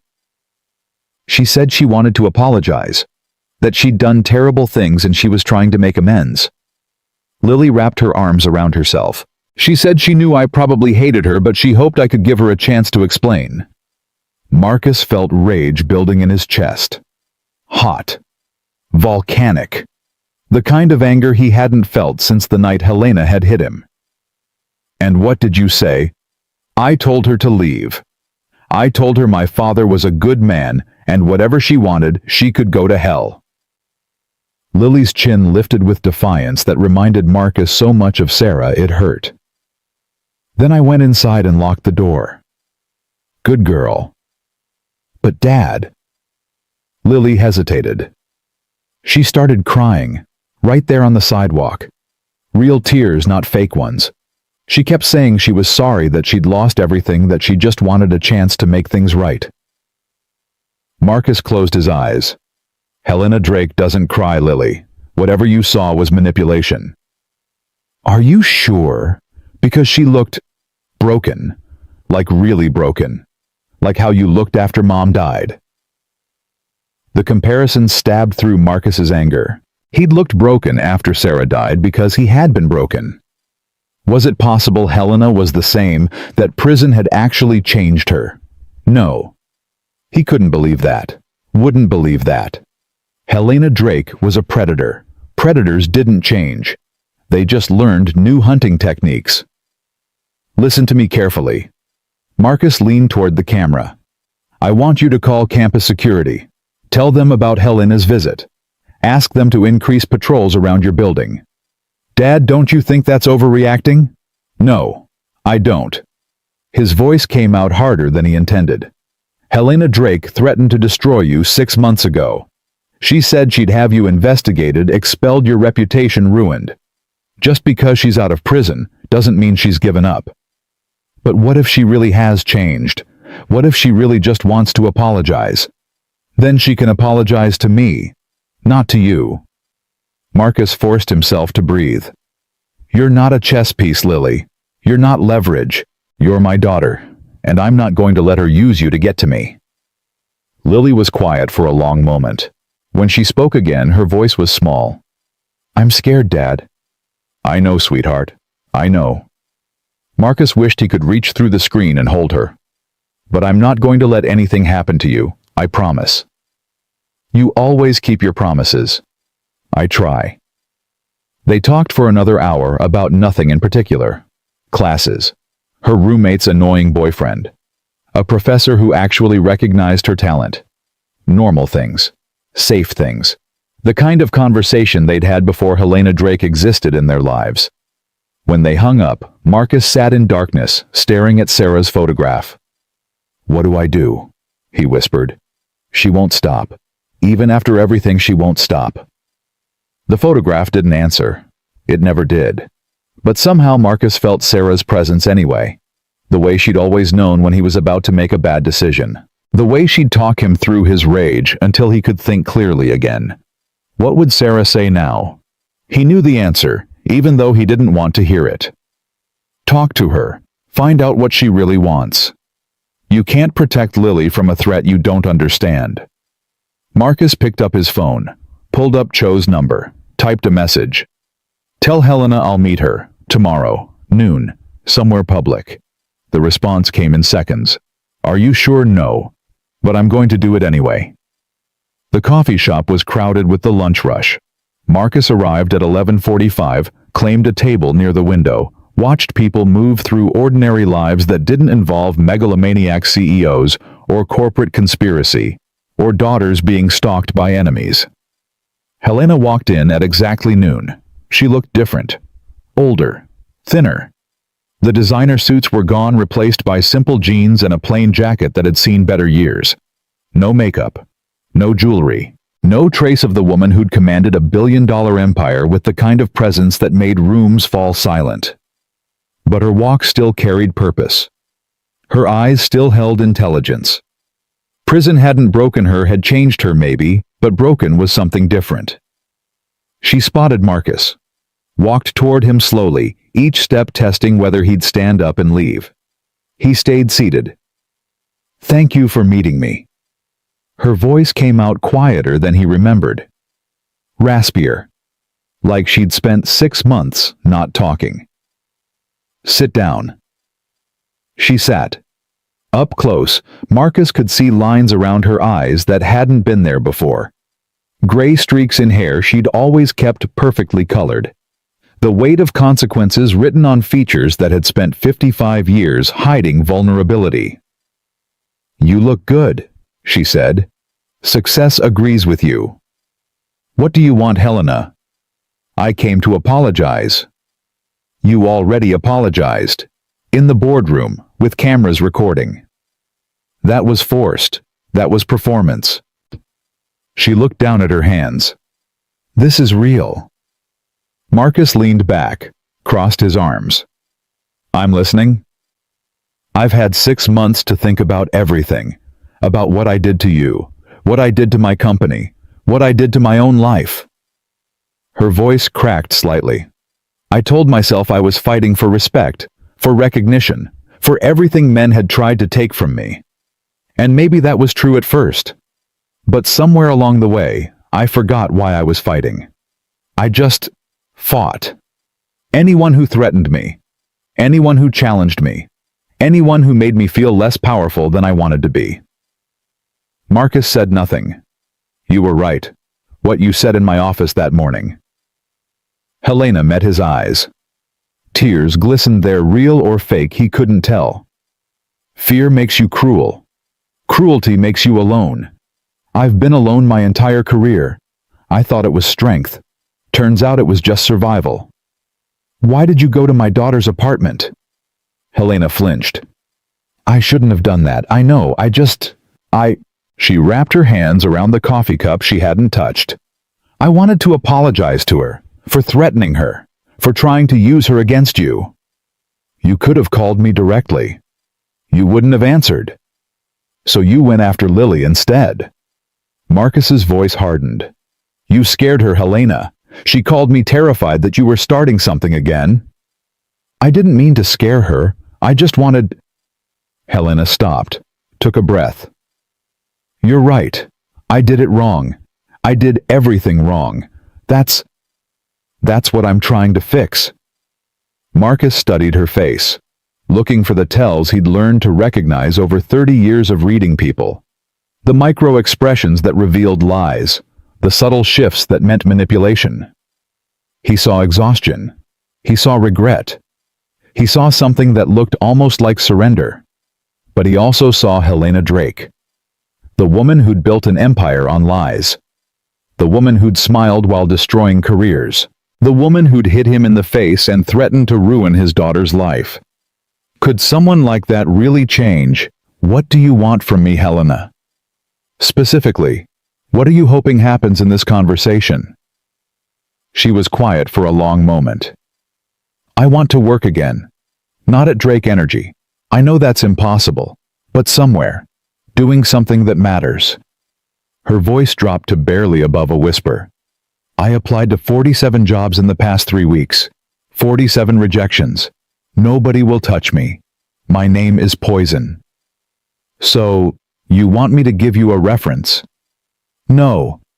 I want you to give me a chance. She looked up at him with something raw in her eyes. I've been reading about your engineering fund. The Thomas Webb program. How you find people who've been overlooked, give them opportunities they'd never get anywhere else. Marcus felt something cold spreading through his chest. You want to apply to my scholarship program. I know how it sounds. I know I'm the last person who deserves. You're right, you are the last person. But I'm also exactly the kind of person you created that program for. Helena's voice gained strength. Someone whose past has destroyed their future. Someone who can't get a second chance no matter how hard they try. Someone who has knowledge and skills that are being wasted because the world has decided they're not worth saving. Marcus laughed, harsh, bitter. There's a difference, Helena. The people in my program were overlooked because they didn't have degrees or connections or the right background. You were overlooked because you're a convicted felon who defrauded the government and assaulted employees. I know the difference. I'm not asking you to ignore what I did. Helena's hands trembled against her coffee cup. I'm asking you to consider that maybe I can become something other than what I was. And if I say no, then I walk away. I don't bother Lily again. I don't contact you again. I find some other way to rebuild my life, or I don't rebuild it at all. She straightened in her chair, some of the old steel returning to her spine. I'm not here to threaten you, Marcus. I'm not here to manipulate you. I'm here because you're the only person I know who might actually believe in second chances. Marcus thought about his father. Thomas Webb. 35 years at General Electric, passed over for promotions by men with half his talent. He'd never gotten a second chance. Had died waiting for recognition that never came. He thought about Sarah. The way she'd believed everyone deserved redemption, even people who'd hurt her. The way she'd forgiven the insurance company that denied her claims, the hospital that sent bills while she was dying, the world that had taken everything from them. He thought about Lily, 20 years old, brilliant, fierce, watching her father to see what kind of man he was. What kind of man was he? The kind who held grudges, who believed people were defined by their worst moments, who thought some sins were unforgivable, or the kind who built programs for overlooked talent, who gave chances to people nobody else would hire, who believed that credentials mattered less than character, and character could change. I need to think about it. Helena nodded. Something like hope flickered across her face, quickly suppressed. Thank you. That's more than I deserve. Yes, it is. Marcus stood. Don't contact Lily again. If you want to reach me, go through Cho. Understand? I understand. He turned to leave. Stopped. Looked back. One more thing. If I find out this is some kind of scheme, if you're playing an angle I can't see, I will destroy you. Not like you tried to destroy me. Worse. I'll make sure every door in every industry stays closed forever. Do you understand that? Helena met his eyes. No flinching, no fear. I understand. Marcus walked out into the afternoon sun. His hands were shaking, his head was spinning. He'd just had a civil conversation with the woman who tried to ruin his life, and somehow he was the one who felt unsettled. His phone buzzed. Text from Jennifer Boss. We hit a snag with the Nakamura cooling system. Need your ears. Work. Familiar. Safe. Something he understood. On my way. He drove back to Drake Energy, still called that, even though Helena was gone. Cho had wanted to rename it, but Marcus had argued against it. The name was a reminder of what had happened, of what could happen again if they got careless. Jennifer met him at the door to the engineering center. The harmonic on Junction 7, the one you said to leave alone. She walked fast, talking faster. It's spreading, affecting the adjacent systems. Darnell thinks it's a cascade failure in progress. Marcus followed her to the workstation. Put his hands on the inverter housing. Closed his eyes, listened.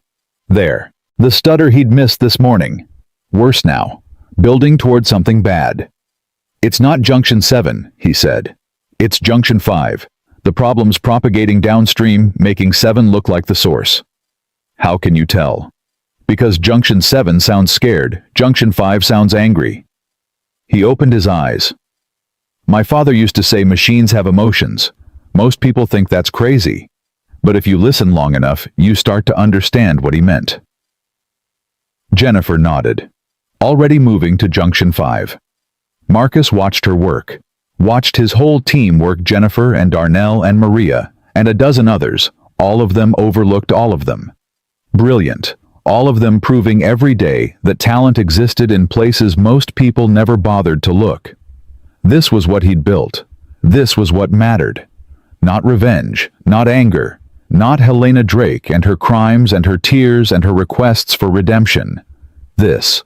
Right here, people doing work that mattered. Getting recognition they deserved, becoming visible after years of being ignored. His phone buzzed again. Text from Lily. Dad, I've been thinking about what you said. You're right, she might just be manipulating us. But what if she's not? What if people really can change? Isn't that what you always taught me? Marcus read the message 3 times. His daughter, 20 years old, already wiser than he was in some ways. I don't know, sweetheart. I really don't know. That's okay, Dad. Neither do I. But maybe that's the point. Maybe we figure it out together. Marcus smiled despite himself. Looked at Sarah's photograph on his desk. Our daughter is something else, he whispered. The photograph smiled back. Silent. Eternal. Still believing in him after all this time. Junction 5 chimed. Jennifer had found the problem. Fixed it. The inverter purred back to full harmony. Nice work, Marcus called across the room.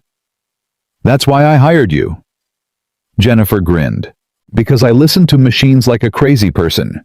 Because you're not crazy, you're gifted, there's a difference. He watched his team celebrate another small victory. Watched the people he'd pulled from obscurity become exactly who they were meant to be. Whatever Helena Drake wanted, redemption, manipulation, something else entirely, Marcus would figure it out. He'd protect Lily, he'd protect his team, He'd protect everything he'd built. But maybe, just maybe, he'd also leave the door open. Because second chances were what he'd built his whole program on. And if he believed that overlooked mechanics and truck drivers and single mothers deserved redemption, could he really argue that a fallen CEO didn't? He didn't know the answer yet, but for the first time in 6 months, he was willing to consider the question.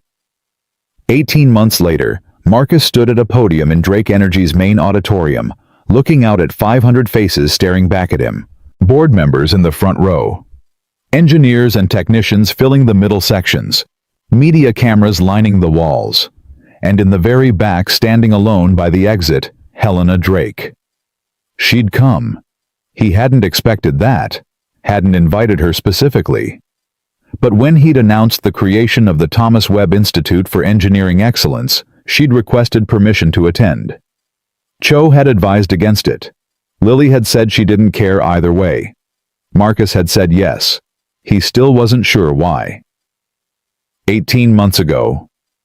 Marcus began, his voice carrying across the auditorium. I stood in this building as a janitor. Most of you didn't know my name. Some of you walked past me every day without ever seeing me. He paused. Let the weight of those words settle. Today, Drake Energy is establishing an institute that will ensure no one with talent goes unseen again. The screen behind him illuminated. The Thomas Webb Institute for Engineering Excellence. Mission statement. Budget allocation. $100 million over 5 years for scholarships, training programs, apprenticeships. This institute is named after my father, Thomas Webb, 35 years at General Electric, could diagnose any electrical problem by sound alone. Taught me everything I know about listening. Marcus's voice thickened. He'd practiced this speech 100 times.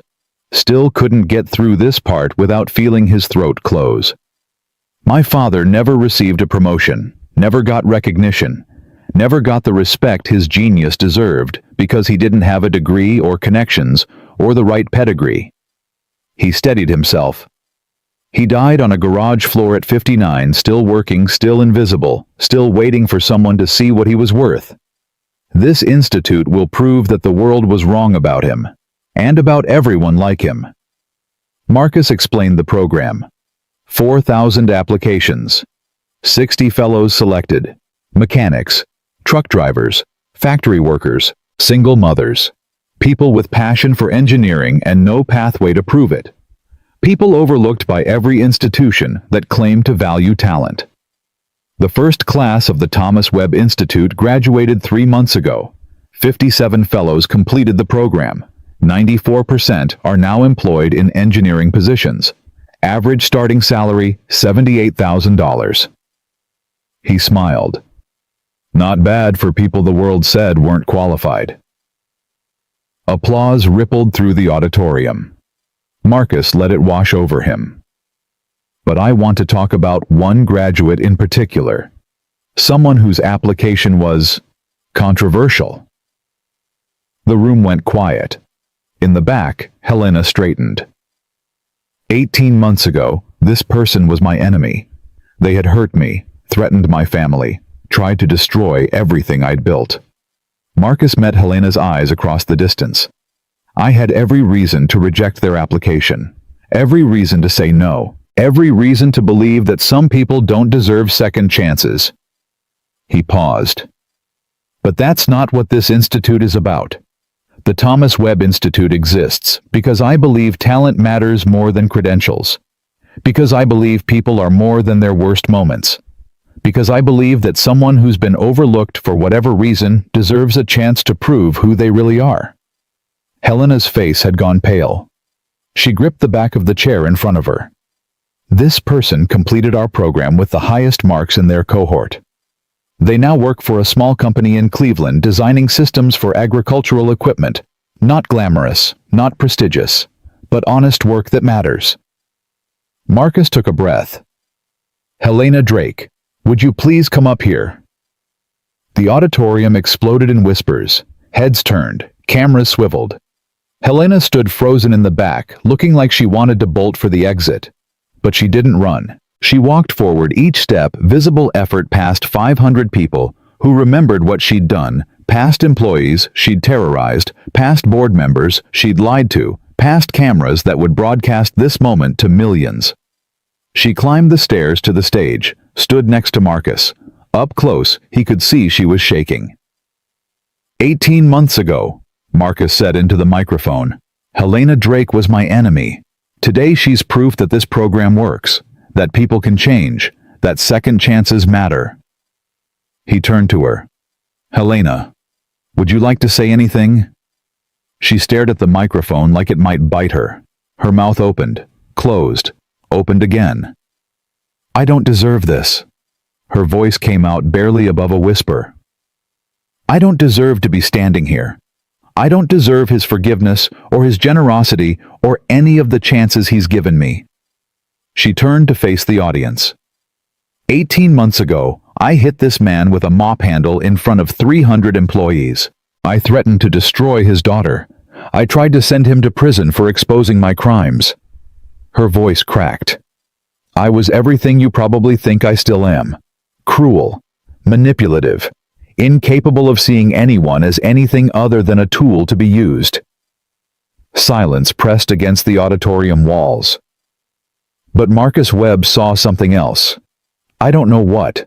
I don't know why. I've asked him 100 times, and he just says that complicated problems don't always need complicated answers. She smiled through tears. I think that's his way of saying he doesn't know either. Scattered laughter eased the tension slightly. What I do know is this: the Thomas Webb Institute gave me something I'd never had in 55 years of life, a chance to become someone different, not better than everyone else, just better than I was. She turned to Marcus. I can never undo what I did to you. I can never give back the 3 years you spent invisible in this building. I can never erase the pain I caused your daughter, or your employees, or anyone else who crossed my path. Her voice dropped to something private, something not meant for microphones but captured anyway. But I can spend the rest of my life trying to be worthy of the chance you gave me. And I will. I promise you that. Marcus extended his hand. Helena stared at it. For a long moment, nothing moved. Then she took it, shook it. Her grip was firm despite her trembling. The applause started slowly. 1 person, then 10, then 100. Then the entire auditorium was on its feet, clapping for a reformed villain and the man who'd believed she could change. Marcus looked out at the crowd. At Jennifer and Darnell and Maria, his original team applauding in the front row. At Eric Lawson, who'd left Drake Energy 6 months ago to start his own consulting firm, free from the debts that had enslaved him.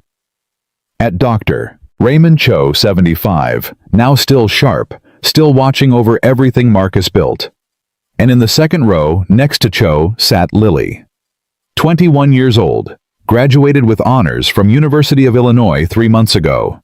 Already working as a junior engineer at Drake Energy, not because of her father's name, but because she'd applied through the normal channels and beaten out 200 other candidates. She was crying, smiling through tears, exactly like her mother used to do. Marcus felt Sarah's presence in that moment. Not ghostly or supernatural. Just there. The way love didn't disappear when someone died. The way promises kept echoing across years and miles and all the distance between the living and the gone. I kept them, Sarah. All 3 promises. I didn't give up. I remembered who I was. I found my way back. And I built something that will outlive us all. The ceremony ended. The crowd dispersed. Media conducted interviews. Board members shook hands and talked about quarterly projections. Marcus slipped away. He found himself in the R&D lab on the 38th floor. The same floor where Helena had cracked a mop across his face 2 years ago. The same room where he'd fixed the inverter that changed his life. The machine still hummed in the corner, still running perfectly. 2 years without a single failure. Marcus placed his hand on its housing, felt the vibration through his palm. Hey, old friend. The inverter didn't answer. Machines didn't talk no matter what his father had believed. But they listened. They always listened. "Dad would have loved this," Marcus said quietly. He spent 35 years waiting for someone to notice him, waiting for recognition that never came. He closed his eyes. "I hope wherever he is he knows. I hope he can see what we built in his name." "He knows." Marcus turned. Lily stood in the doorway. "How long have you been there?" "Long enough." She walked toward him. "I used to think it was creepy when you talk to machines. Now I get it. Your grandfather taught me, said every machine has a heartbeat." "I know. You've told me 1,000 times." Lily stood next to him, placed her own hand on the inverter housing. "I'm starting to hear it too. The rhythms, the patterns, the way things sound different when something's wrong." Marcus smiled. "You're more like him than you know." "I'm more like you, Dad. And you're more like him." She leaned her head against his shoulder. "That's how legacy works. It passes down whether we want it to or not." They stood in silence. Father and daughter. 2 generations of web engineers. The 3rd generation already forming in the students who'd graduate from the institute next year. "I'm proud of you," Marcus said finally. "Not because you got the job, not because you graduated with honors, because you believed in me when no one else did. That's not true. Cho believed in you. Eric believed in you eventually. Your whole team believes in you. They believed in what I could do. You believed in who I was." Marcus turned to face her. "There's a difference, Lily. A big one." She looked up at him with Sarah's eyes, the same warmth, the same wisdom beyond her years. "Mom believed in you too.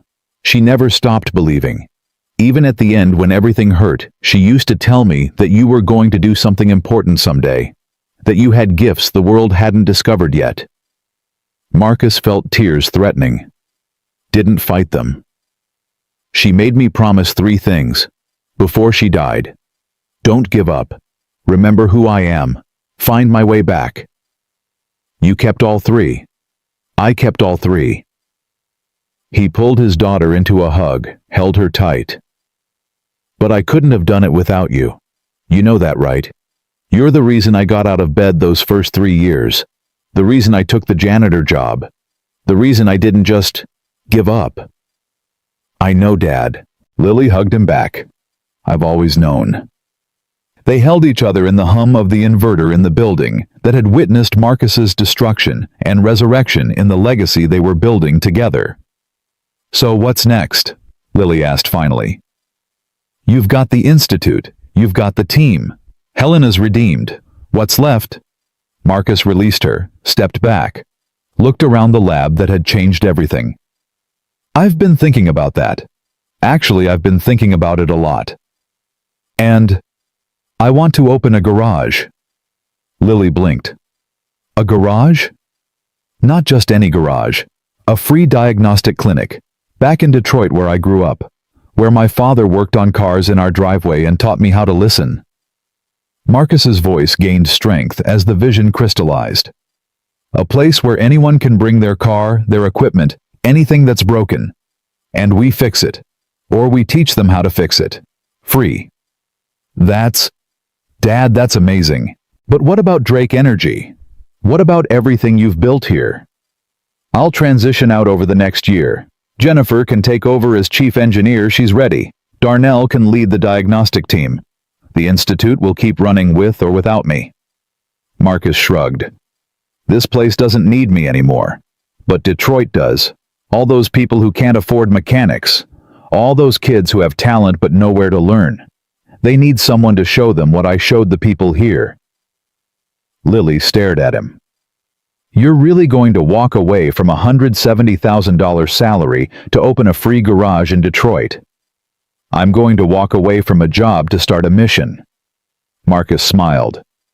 "There's a difference. Mom would love this." "I know. That's partly why I'm doing it."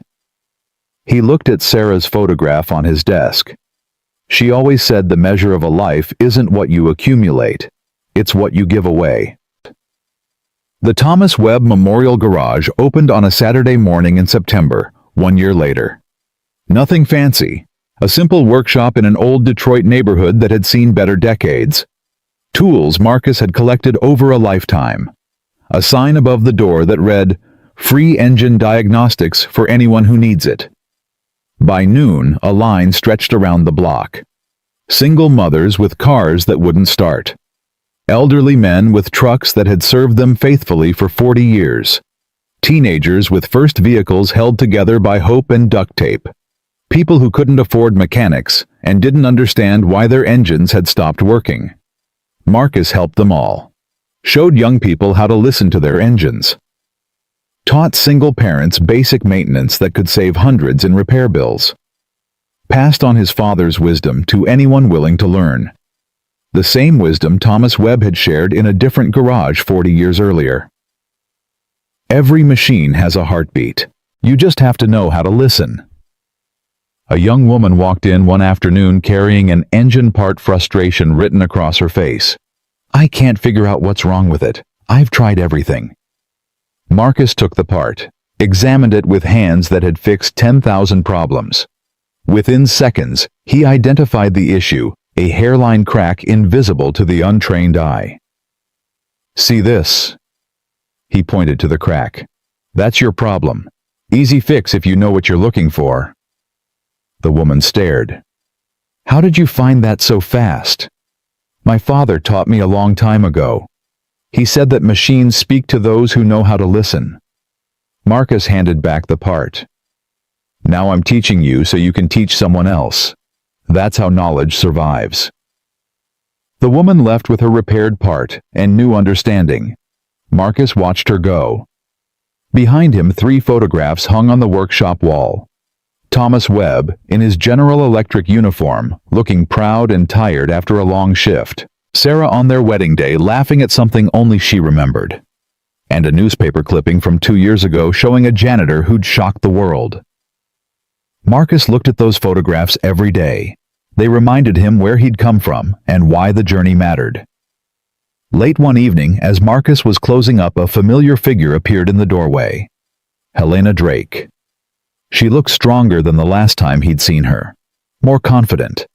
The kind of confidence that came from earning your place through work, not intimidation. "I heard about this place." She stepped inside. "Wanted to see it for myself." Marcus wiped his hands on a rag. "What do you think?" "I think your father would be proud." She picked up a wrench from the workbench, tested its weight. "I think Sarah would be proud too." "Did you drive all the way from Cleveland to tell me that—" "I drove all the way from Cleveland because I got promoted." Helena set down the wrench. "They're letting me lead a project. Small team, agricultural systems, nothing glamorous. But honest work." "Honest work." She smiled, something genuine in it now. "I never understood what that meant before. Honest work. I thought work was just a means to an end. Power, money, control. I didn't realize it could be satisfying, just on its own. My father worked 35 years at GE, never promoted, never recognized, and he loved every minute of it." Marcus leaned against his workbench. "I used to think that was sad. Now I understand. The work was enough. Being good at something was enough. He didn't need applause. I needed applause. I needed everyone to see how special I was." Helena's voice dropped. "Turns out the people who need applause the most are usually the ones who deserve it least." They stood in comfortable silence. 2 people who'd been enemies, then cautious allies, now something closer to understanding. "Thank you," Helena said finally. "For everything, the program, the second chance, this." She gestured around the garage. "I didn't deserve any of it." "Nobody deserves anything, Helena. That's what I've learned. Deserving is a myth we tell ourselves to feel better about good luck or justify bad treatment." Marcus met her eyes. "What matters is what you do with what you're given. You could have used your second chance to scheme your way back to power. Instead, you're designing agricultural equipment in Cleveland and driving 4 hours to see an old garage in Detroit. Are you saying I've changed? I'm saying you're changing. It's a process, not an event." He almost smiled. Ask me again in 10 years. Helena laughed. The sound surprised them both. I should go. Long drive back. She walked to the door, stopped with her hand on the frame. Marcus, one question. Go ahead. That night, in the boardroom, when I hit you with the mop and challenged you to fix the inverter. She turned back. Why did you say yes? You could have backed down, could have apologized, could have stayed invisible. Why did you fight? Marcus thought about the question. He'd asked himself the same thing 1,000 times. Because my wife asked me to, he said finally. 3 promises. Don't give up. Remember who I am. Find my way back. He looked at Sarah's photograph. I'd already broken those promises for 3 years. I couldn't break them anymore. Helena nodded slowly. She must have been something special. She was everything. Helena left. The garage fell quiet, except for the tick of cooling engines and the hum of overhead lights. Marcus walked to Sarah's photograph, touched the frame gently. I built it, he whispered. Everything you believed I could do.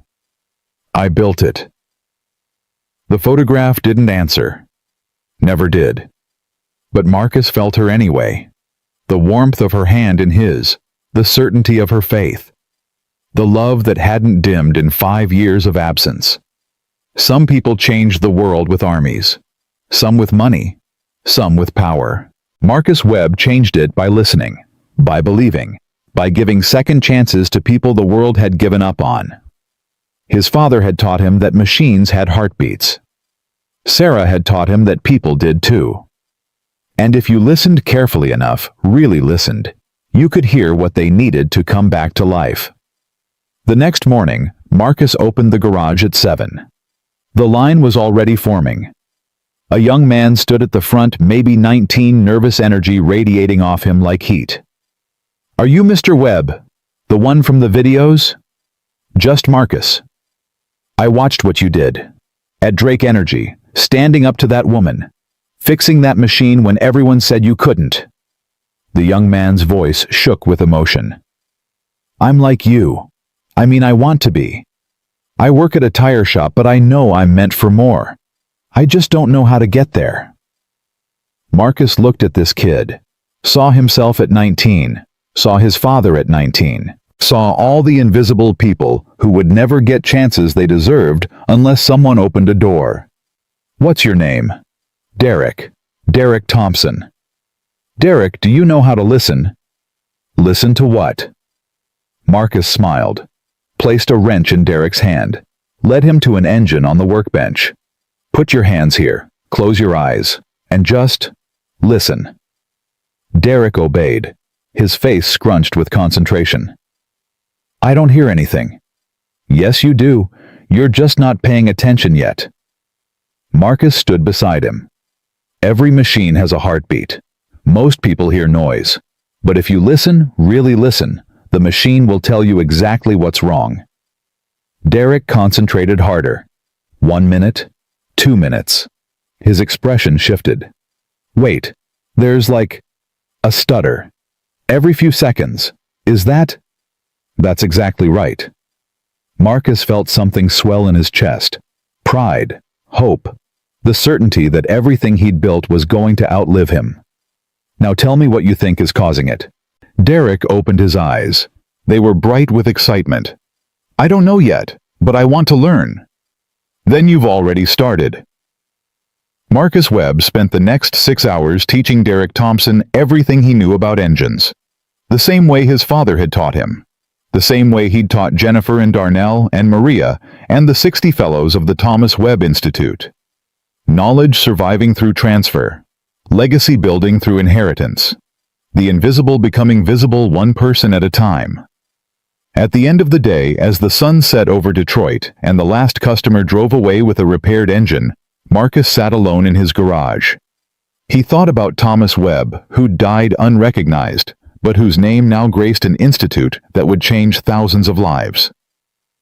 He thought about Sarah Webb, who'd believed in him when he couldn't believe in himself, whose promises had pulled him from invisibility. He thought about Lily Webb, who'd inherited her grandfather's gift and her mother's faith and her father's stubbornness, who would carry the family forward into generations Marcus would never see.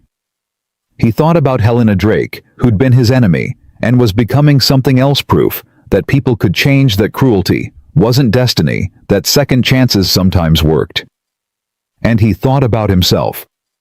Marcus Webb, 54 years old, former janitor, current teacher, forever the son of a man who'd listened to machines and the husband of a woman who'd believed in miracles.